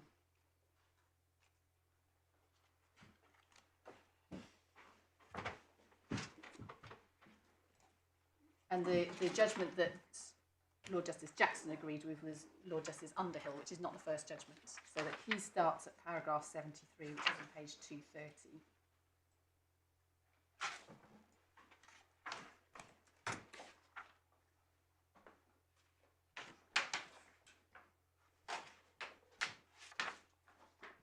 So this was a case about housing. Actually, if I take, it might be easier if I take you to the facts in the head notes, page 216. But it's actually about Children Act assessment. Exactly, and that's the reason might why lead it wasn't to accommodation. that's why it wasn't actually a Category 1 claim, because the judicial review was about the need for a Section 17 of the Children Act assessment, which ultimately led to the provision of accommodation.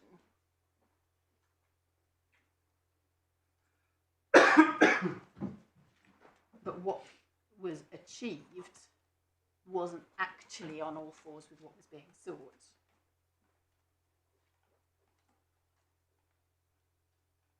So we can see that from 74 and 75. Lord Justice Underhill says, well, actually, the claimants could still, that with there being a mismatch, so not Category 1 Em and Croydon any longer, if the claimant can show that they would have won, then actually I will give them their costs. What do you refer to as Category 1 Em and Croydon? So got the relief that they sought.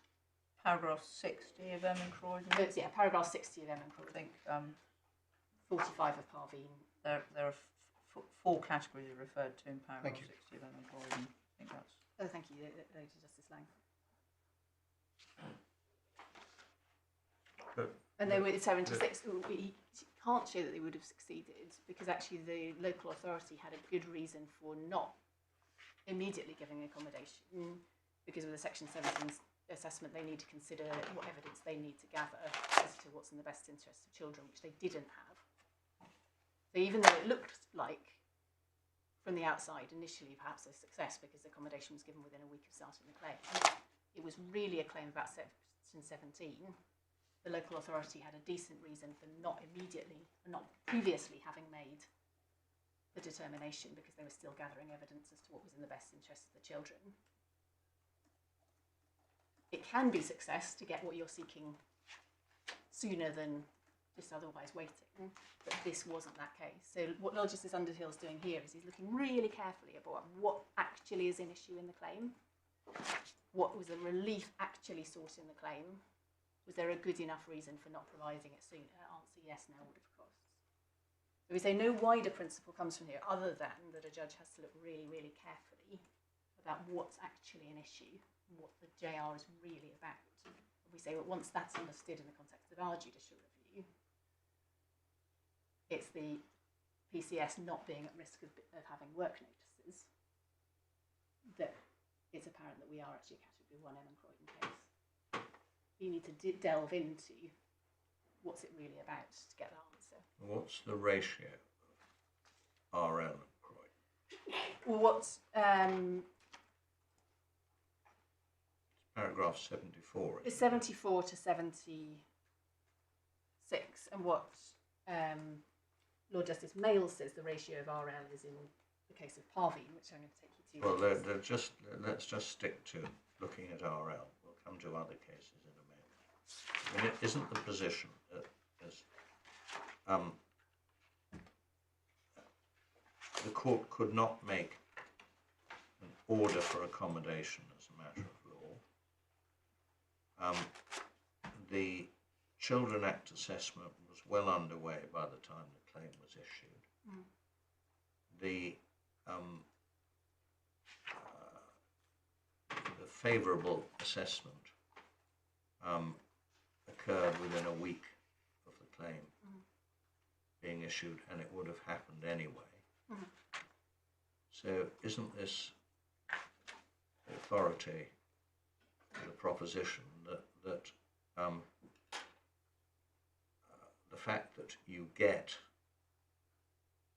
everything or a substantial part of what was in the claim form doesn't help you if you would have got it anyway and the claim neither caused you to have the relief nor even caused you to have the relief more quickly than you would have done without the litigation.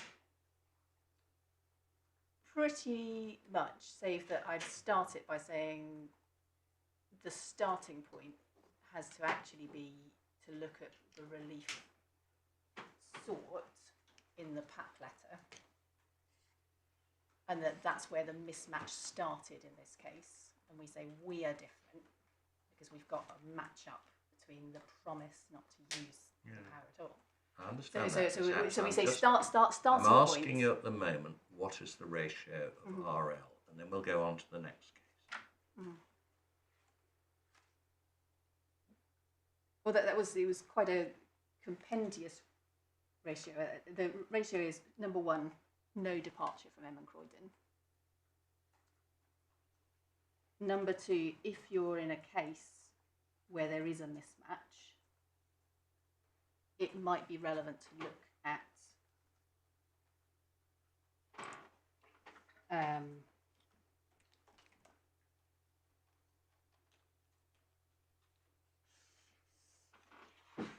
so would have got costs if actually there was a legal obligation to do so sooner.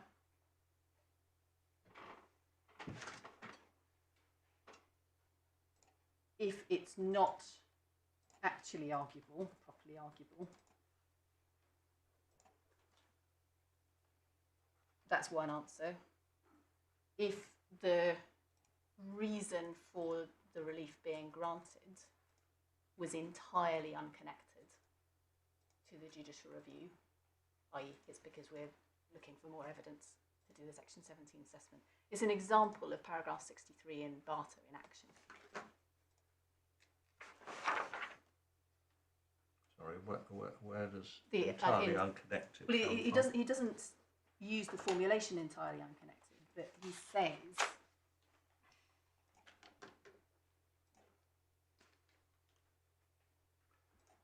that there were indications that Croydon had encountered difficulties accumulating all the information it felt it required. And that's really important for Section 17, because that's the local authority's Section 17 duty, is to gather the information relevant before it makes a determination.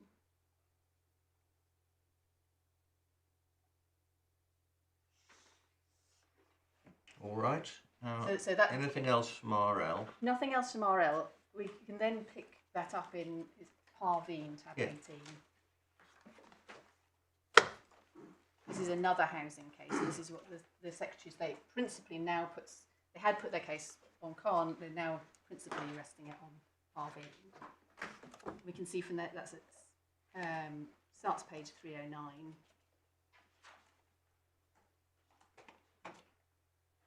So we've got a family, mother, 6 children in a temporary accommodation.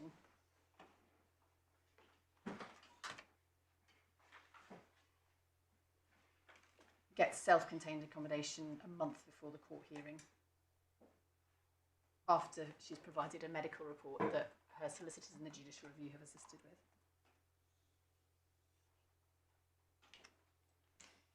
We can see that this is a case where the parties very much caveated their position. Neither party accepted that the other was right.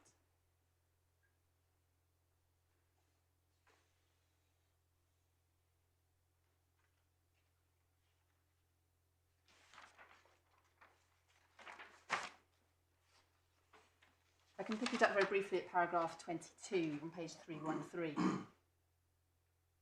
This was a decision on the papers. We haven't got the full decision of the judge, because the Court of Appeal says that the judge went through the history of proceedings and then had these 2 paragraphs. And I'd say, in passing, this is an awful lot more detailed than the 3-sentence decision of HHJ Jarman in this case, where there's no recitation of the history of proceedings or anything more than literally those 3 sentences.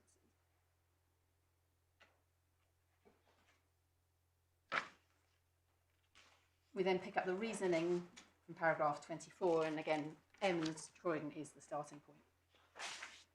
And it sets out the paragraphs that we've already looked through now.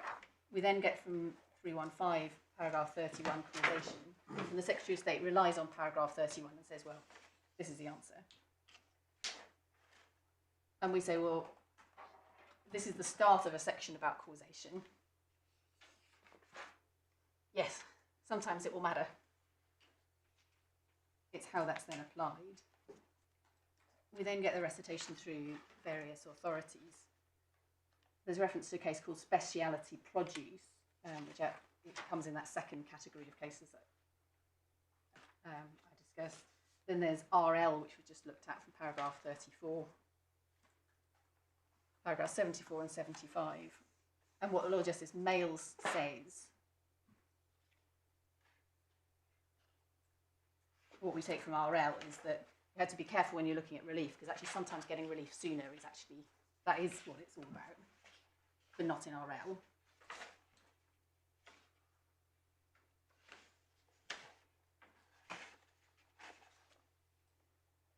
And he's saying you have to look really carefully, actually, in these cases where someone gets accommodation.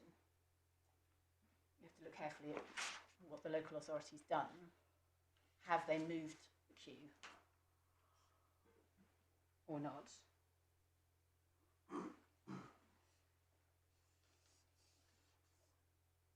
So we say, well, causation might be relevant, but there's nothing here which puts the test as anything other than entirely unconnected, which is what was said, which was the formulation of the test in Barter, paragraph 63. There's nothing which says, and the test is different. It says M. Croydon is the test, M's following Barter. There's then a passage about proportionality, which again my learned friend relies on. But what we say is, what this is it refers to the administrative court guide in terms of the order of submissions, i.e. D goes first.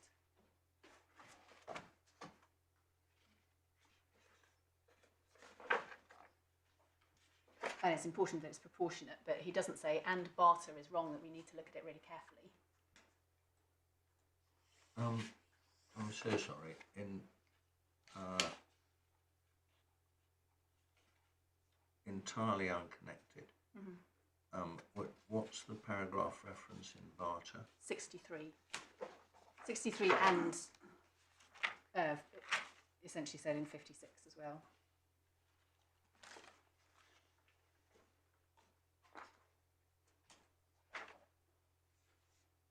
So we said that there's nothing in paragraphs 38 and 42 that change Barter, change M and Croydon, say anything different. They say sometimes it will be really, really difficult to know actually what's happened.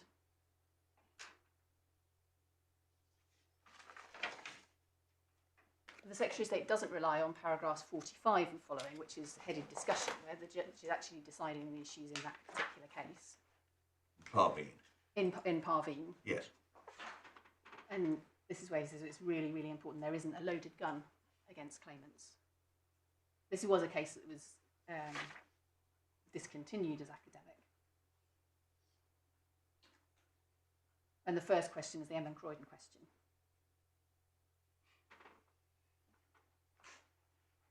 Just while we're here, I was going to take the call to 46, so it might be... Yeah, I will. Yes, well, I see that it's sidelines. So in Parveen, Lord Justice Mail says, well, actually, on the facts of Parveen, the judge didn't make an error by not saying, oh, and I'm going to see whether the relief that's being granted, that what the person has got is the same.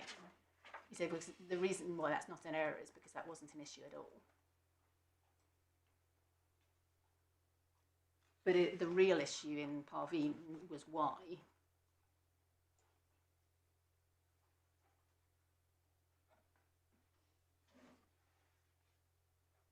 So that was a case where it was okay not to mention, there was enough there to show that the judge understood what M and Croydon was, and that he wasn't doing a kind of box-all approach. And we say in this case, because it's so brief, it does read like the judge is applying box-all, political reasons, therefore no order of costs, rather than starting from the perspective of M and Croydon has the relief actually that's been given in this consent order, in what's been said in the minister's letter, substantially matching up, because that was at issue.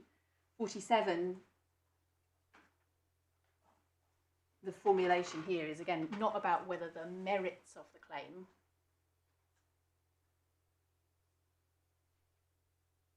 caused the concession is the causal connection between the claim for judicial review and the offer and acceptance. And we say, you've got my submissions on the facts, the actual promise was because we wrote a letter saying, are you defending the proceedings and relying on the DGs? The government isn't saying that they sent exactly that promise to all of the other trade unions with MSL regulations, for instance. Sorry, we did send the same letter to all of the Home Office trade unions.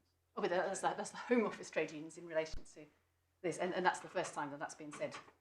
Well, it says it at the end of the letter. Oh, look, please, can we just try and do it without constant back and forth? And Miss Apskin, you're still on Parveen, aren't you? Well, indeed, my lord. So what we can then see from 49 to 50, when the judge looks at the papers, he sees that actually the accommodations provided after a medical report has been provided. And the medical evidence has only been provided after the judicial review solicitors came on board. And then as soon as that was provided, the accommodation was granted. So he's not persuaded that there was a link between the actual judicial review itself. It was that more evidence was needed. And then the relief was granted, that this wasn't really a case of unlawful delay. We say that there's nothing broader that one can get from Parveen. It's not a departure from Ellen Quality.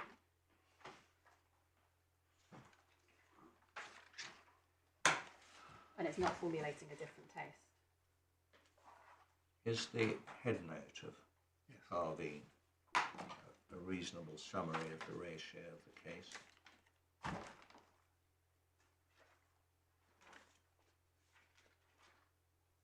If you look about 7 lines down the holding, the fact the claimant had obtained the relief which he or she was seeking in the proceedings would not necessarily mean the existence of the proceedings had caused or contributed to that result, since what had to be considered was the substance of the matter.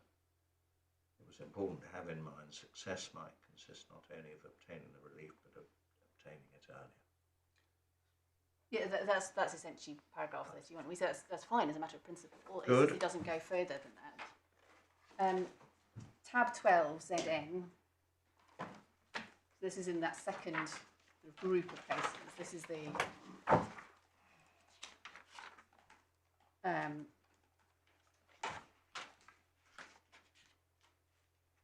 cases that follow Tesfaye. And I'm not going to take you separately to Tesfaye because ZN has a really helpful summary of Tesfaye. It's 198, paragraph 56.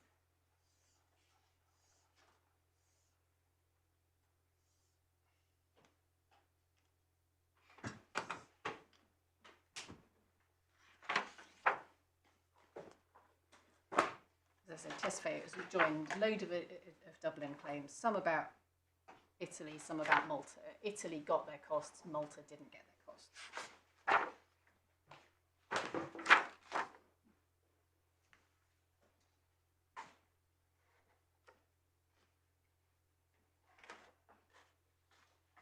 And essentially, in a nutshell, Italy had the benefit of a Supreme Court decision called AM Eritrea, which said that they had not. The point was a good one. Malta didn't.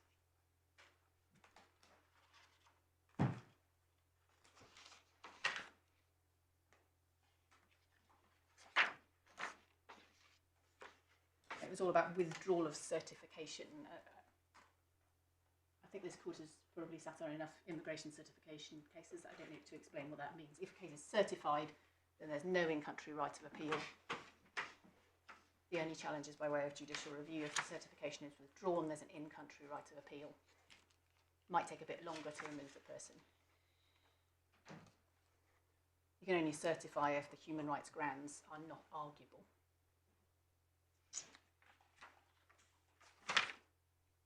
So ZN is a group of cases that were later, and we see the claimant's applications across that picks up at 62, what that was about. And 66 is the kicker for them, page 200. And Lord Justice Singh feels able to say that these are cases that there was no doubt they would have been dismissed. So as I said, this is where merits are preclusive. if it was the case that we had a totally unarguable case, and you'll remember from ZL there was a permission refusal, but Lord Justice Underhill didn't think that that was enough of a reason not to grant costs. He still looked into the substance of the matter. And we're not in that case. We had a grant of permission, a 2-day case, and a substantive issue. We then, Lord Justice saying what he says at 67 is helpful, we say. This is what he's talking about. What is vindication? What is vindication and the causal link? What does that really mean?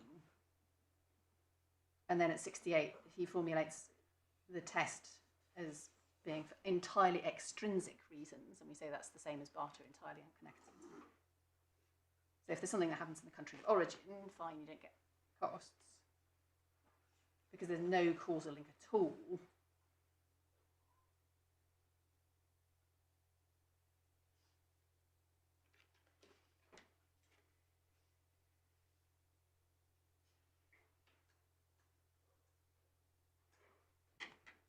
And the appellant there tried to say, well, actually, there's other failings of the Secretary of State which have led to this, and that means that they should pay the costs. And Lord Justice Singh says, no, because that doesn't work. He says that at 69 on the facts of this case.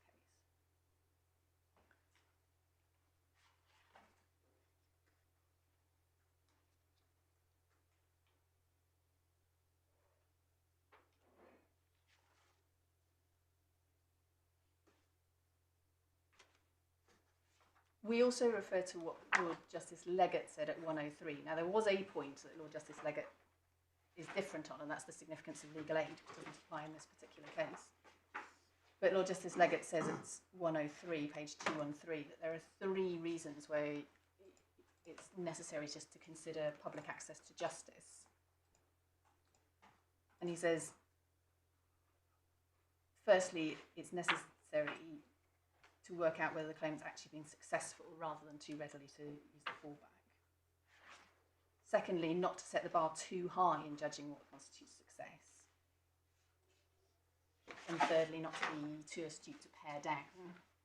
And obviously in the context of legal aid, if you've been successful, claimants' lawyers actually get more their hourly rates than inter partes rate. So that's actually something that could be a matter of substance. And then 104 is the point that's where they're slightly different in terms of the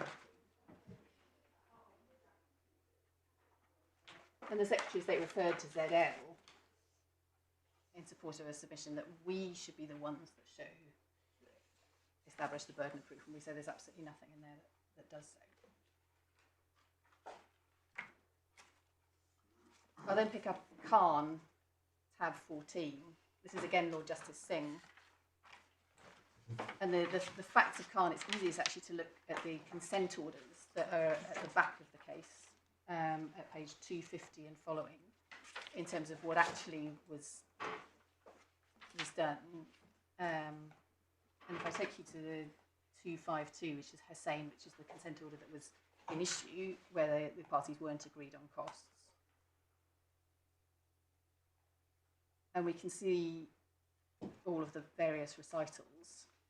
There was an agreement that essentially the appellant could go to the first tier to try the issue. But what wasn't being said was that the Secretary of State was agreeing that the claimant hadn't used deception. So the really big issue in these ETS cases is, has the person actually used deception to obtain immigration status? So that was being parked off to somewhere else. And then we've got the framework for if the appellant succeeds, what then happens. We've got quite a caveat, very caveated, very far from Mem and Croydon number 1.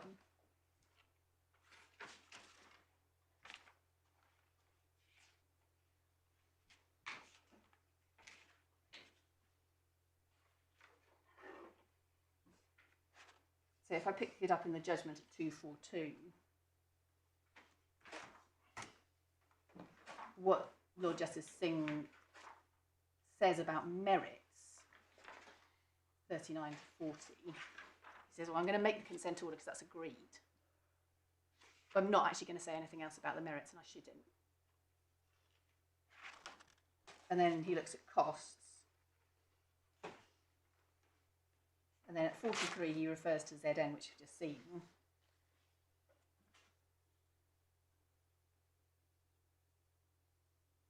And then 44, which is relied on by the Secretary of State as establishing a test that we need to show that the JR has been conceded because of the merits, isn't actually saying anything of the sort.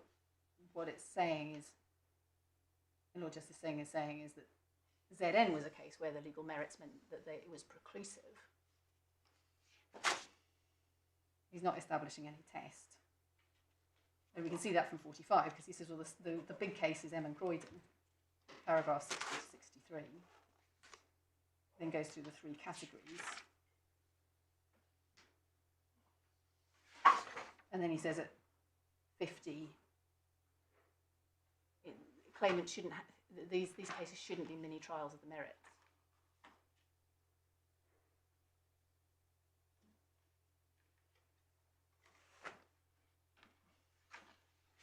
He then looks into what actually the nature of the challenge was, and we can pick it up at 58. The JR wasn't actually about a decision that was a refusal of a human rights claim.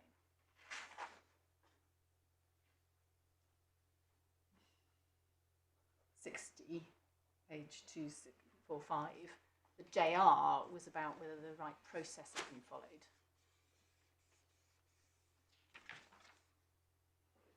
And what happens post-Arsan is actually you're going to get a fair procedure in any event, because you can have an oral hearing with live witnesses in the first-tier tribunal, and that was the basis on which the judicial review became academic. What was the last paragraph you were referring to? That was 60. The burden of the grounds for judicial review when read fairly. And then we can pick it up at 64. Mr. Hussain hasn't actually been successful. It's not actually a Category 1 M and Croydon case. And at 65, actually the grounds for JR were about something different to why the appeal has now become academic. We say that he's not setting out a different test here. He's applying his entirely extrinsic formulation in Zn. It's the same judge, entirely unconnected. And there's nothing in here that suggests that it's for a claimant to have to show that a minister has done a U-turn because of a view that they should take on the law under Article 11.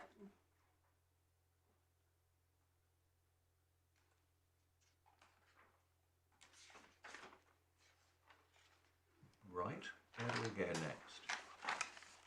I'm very quickly going to take you speciality produce just to show you that my learned friend relies on that as establishing something different. That's at tab 9.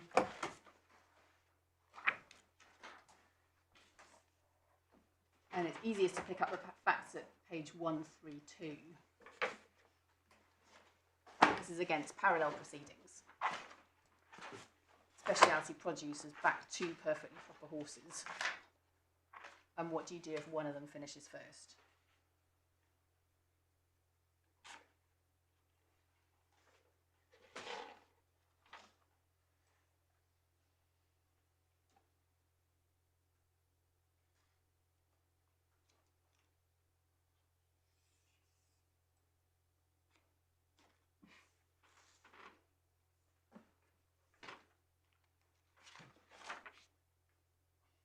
And my learned friend jumps on paragraph 29 on page 135, where is it Justice Ross? No, it's Lord Justice Patton.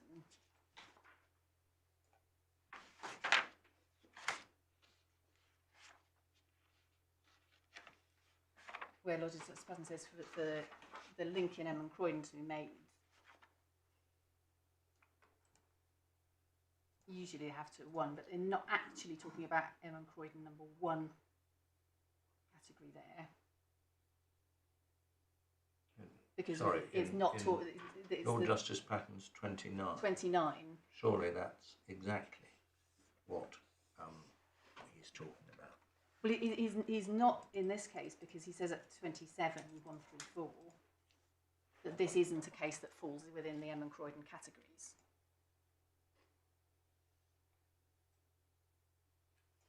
He then also refers to Emin Croydon, which has the categories.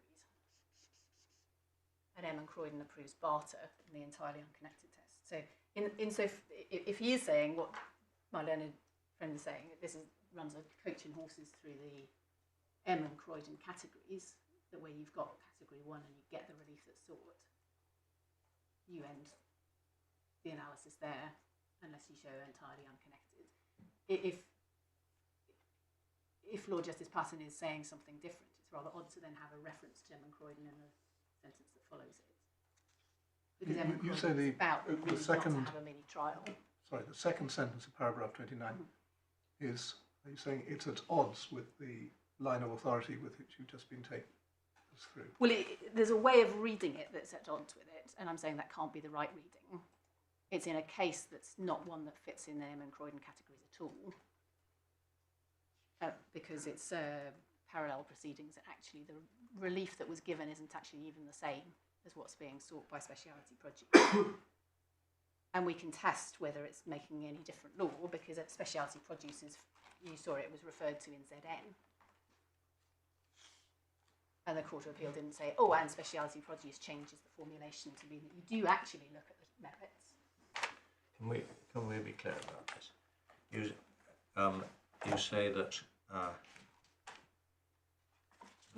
the first case chronologically, barter, establishes that if the claimant gets the relief it seeks, it gets its costs unless the defendant can show that the relief was entirely unconnected with the litigation. Yeah. And that's still good law. We say that's still all other cases, including Emin Croydon, are subject to that. And referred to if that's right, then indeed none of the other cases matter at all, indeed, including Emin Croydon. But suppose that's wrong. Suppose that isn't the ratio of barter.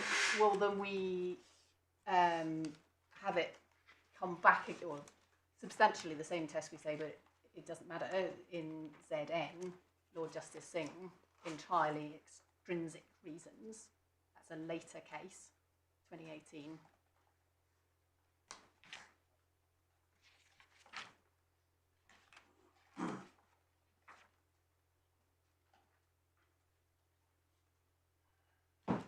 We also say that's also consistent with the approach of Underhill in RL.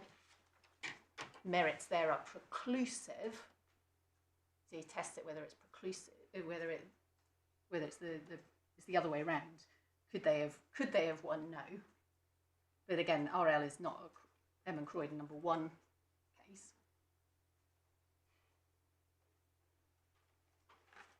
We also say Khan assists us.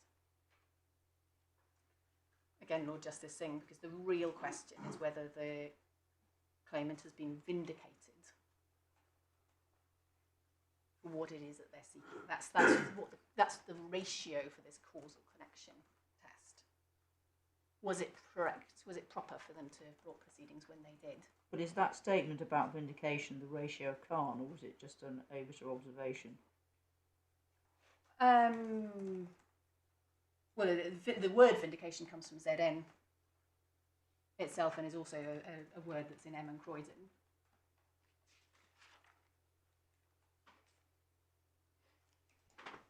And we also have 50 in Khan, which says, and this is part of the ratio, we say, costs applications really must not become cases where the underlying merits of the claim have to be determined. So you're saying the analysis for the court, and this links in with proportionality as well. The job is not carrying out a mini trial to work out who's won. If you've got someone who's got all of the relief that's sought. If you're in category 1, that gives you your quick route. Category 2 is where you you've got a bit, but you haven't got everything. And that's where merits come in more. And speciality produce is not an M. Croydon 1 case. In fact, the court say it's not even an M. Croydon any category case.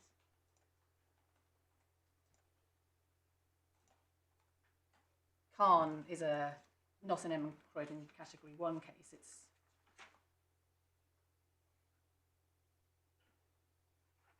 And we can see that from 64. It's a 2 or 3. And even in a 2 or 3, you're not having the merit, you're not having a mini trial. So this is Lord Justice Singh. So we think Khan is really, really helpful for us. And as I said, there is reference in Parveen, again, which we say is helpful for us, to speciality produce, but not adopting it as a test. Again, referring back to RL. So we say that insofar as you can read paragraph 29 as saying the test is all about merits, that's inconsistent with M. Croydon. It's also not what speciality produce was about. And it's in a paragraph that then says this is the right answer because of M. Croydon. And M. Croydon is the case that reiterates the departure from Boxall. Boxall was all about merits, many trials.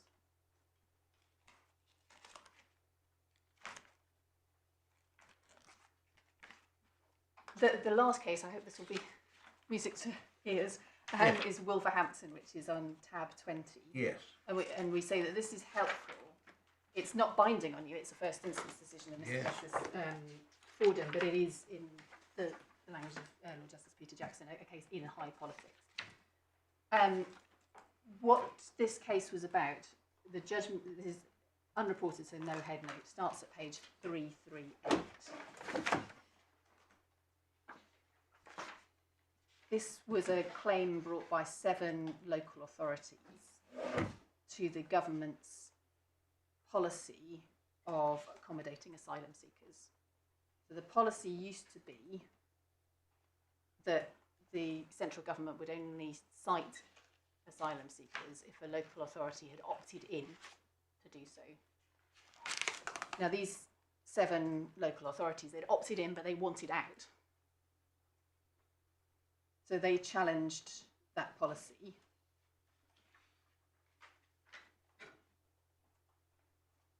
So the policy, which is acronym, I'm afraid, VADP, Voluntary Asylum Dispersal Policy.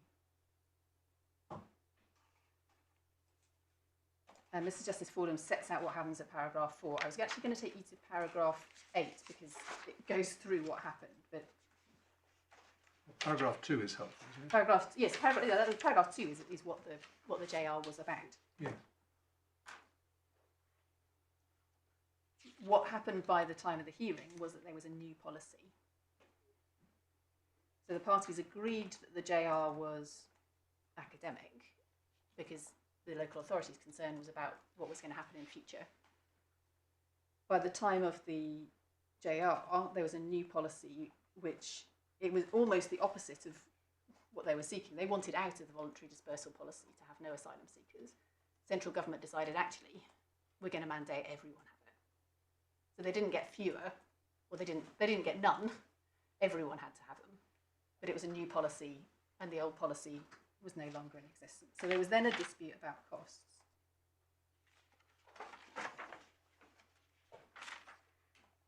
And it's quickest to take you to paragraph 8 in terms of the reasoning of the judge. Firstly, as you see, a lot more reasons than 3 sentences. The first thing that the judge does is identify the target. So in our case, the target is the exercise of Regulation 3. Number 2, the difficulty is that there's the mismatch. What they're actually getting is different than what they were seeking.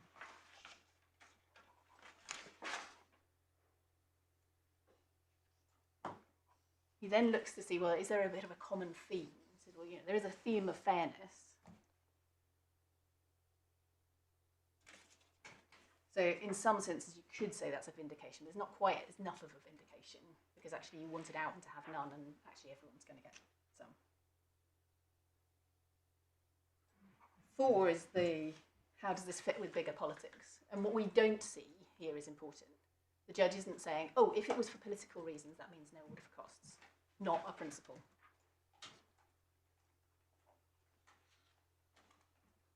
what we see is that there was disclosure of ministerial submissions and a witness statement. And what that showed was that there was work that preceded the judicial review proceedings. And he calls it the wider and prior decision making.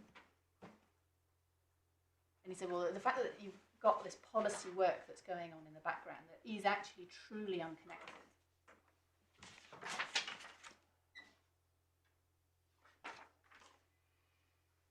is important. And he says that brings into sharp focus, just over the page, the question whether it's caused or contributed by the judicial review claim. Not the merits of the claim, whether the change of tack was contributed or caused by that. And he says, that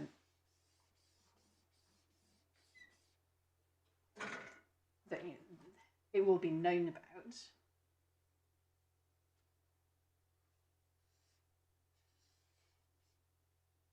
But the key point on the facts at 6 is that he can see from the ministerial submission of the 1st of December.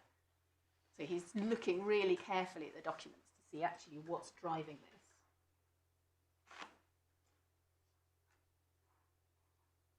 And it's the fact that the 1st of December actually precedes the 16th of December that's really key for him.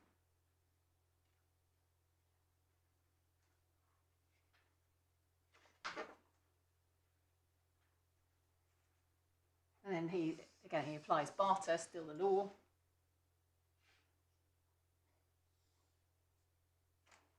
Had to be careful about looking at purely pragmatic reasons. And again, he's looking in detail at the ministerial submissions. Now, he mentions in 7 that the ministerial submissions have got some redactions, but he feels confident enough that he's correct, because there's also a letter from GLD which explains the redactions and that says that the new policy was not introduced as a result of the litigation. As I said, quite different wording in the letter. This is where he said that the decision in relation to the Act was not because of the merits.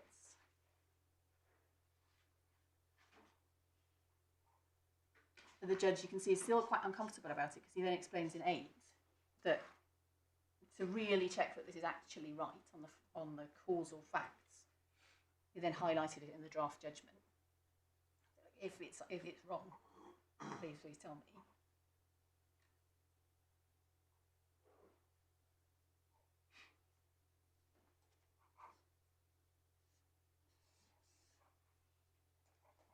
And then he looks at all of can he tell on the merits? Is it actually won? So it's only after he's done all of that work does he look at the merits. Is it tolerably clear who would have won? He says, well, actually, having looked at all the papers, I don't think I can. And then he looks at the conduct points.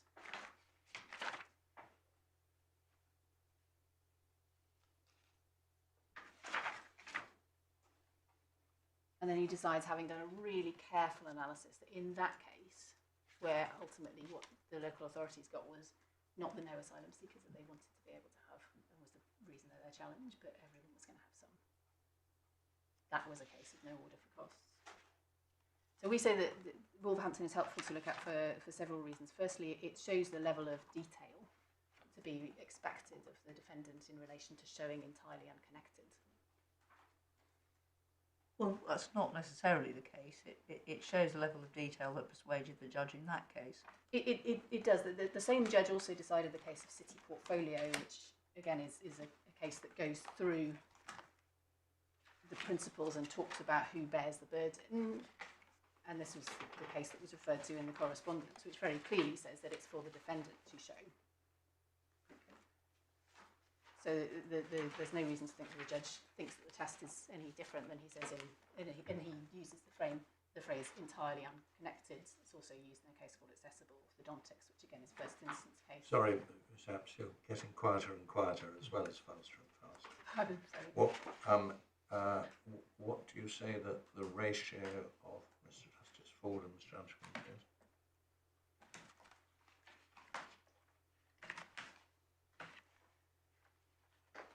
Well, in some ways, he's not deciding any law. He is deciding consistently, or is it, insofar as barter is still good law.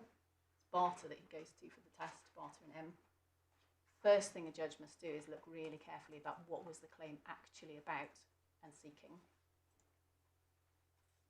and looking to categorise. He then decides this is not a category 1 case, they didn't get what they were asking. In those circumstances, he then looks at what was the reason for the thing that was actually granted, plus the merits, and looks at whether he can decide one way or another, and then he looks at conduct. We say it's also helpful to look at the level of detail and rigour that the judge asked those different stages of the analysis. And we also say it's useful for what it doesn't say. If it was an answer, as government says in this case, that if a JR becomes academic for political reasons, the correct order is no order for costs. That would have been a complete answer that would have sidestepped all of this rigour.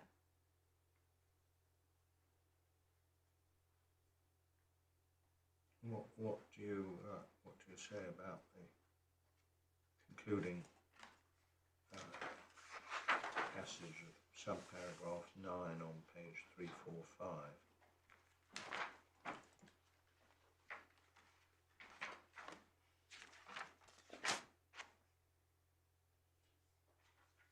So which sentence on page 345?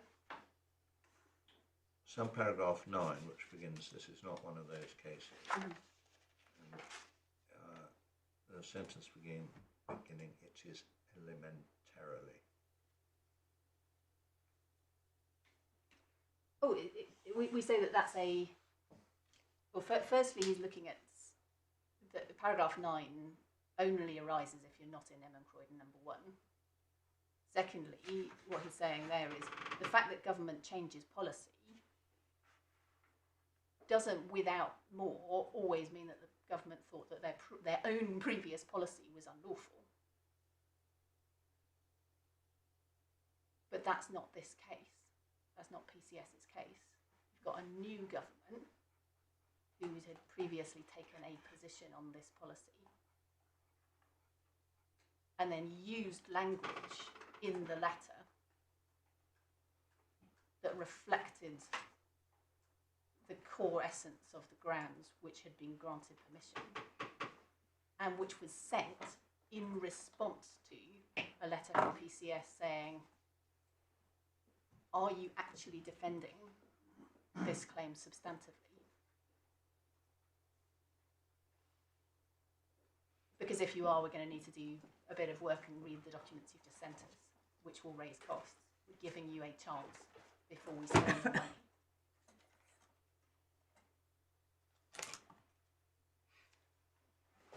Yes, right. So we've taken a little while in those authorities, but in order to highlight what the sort of core point of dispute between the parties in terms of who bears the burden one way or the other and what actually was the right analysis. Just going very much more briefly to the grounds, what the defendant now says in their skeleton argument is that you shouldn't start with M. Croydon. You can jump straight to you should jump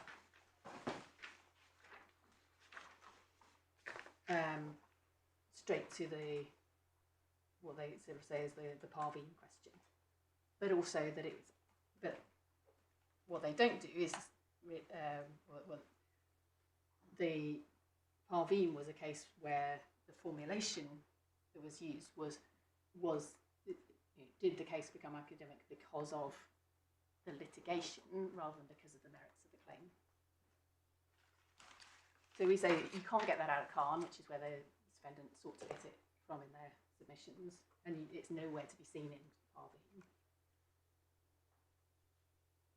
There isn't a principle that where something is political, but the claimant got everything they sought,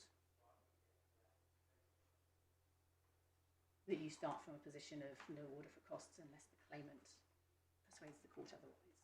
That would require a departure from Barter and M. Croydon itself.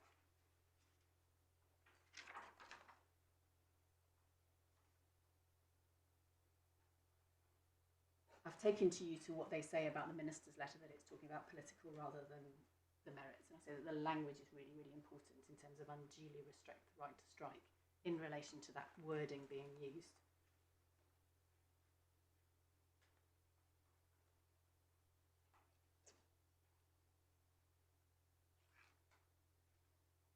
There's also the broader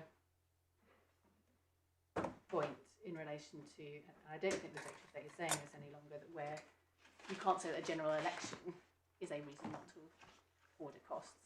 That again would be a new principle for which there is no support anywhere in the authorities that we've gone through. It also would run contrary to the indivisibility of the Secretary of State. The Secretary of State is still bound by the Secretary of State's decisions made before the change of government.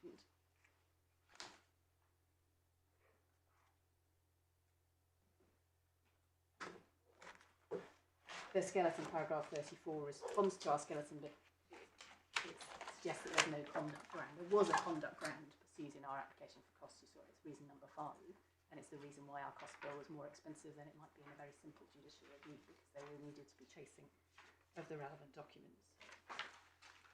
The defendant says that you can say that the judge was. You can save the judgment by reference to the judge saying that you've noted the submissions that have been made, and we submit that that's just not enough in terms of the. There's just not enough there to see what the judge actually thought the right test was, other than that he says you don't get costs because for the political reasons.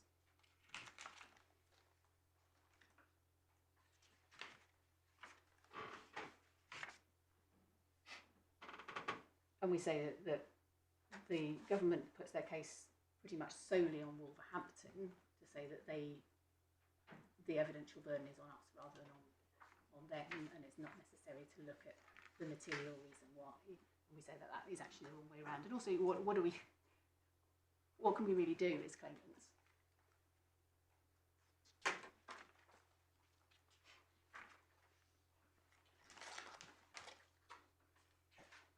Otherwise, I think we've, on the way through, going through the correspondence and the legal submissions, address the arguments that are pushing us. Do you mind if I just check behind me that there's nothing that my junior is no, there's nothing further that we wish to draw the court's attention to at this stage.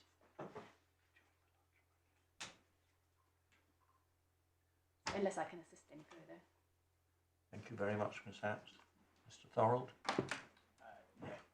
Right. We'll resume at what? 1 o'clock. That clock is slow. That clock is slow. Well, because of the light, I can't see what it says. It says 5 to 1, but It says 5 to 1. Well, we'll resume at 5 to 2 by that clock. 2 o'clock by anybody else's watch. Mr. Skinner, I didn't notice when we came into court. My usual practice is to encourage what I call topographical equality. That if you would like to be in the same row as Apps this afternoon, given that there's a German Tom, take the place of Sir James in all senses, including the physical, then please do. Right.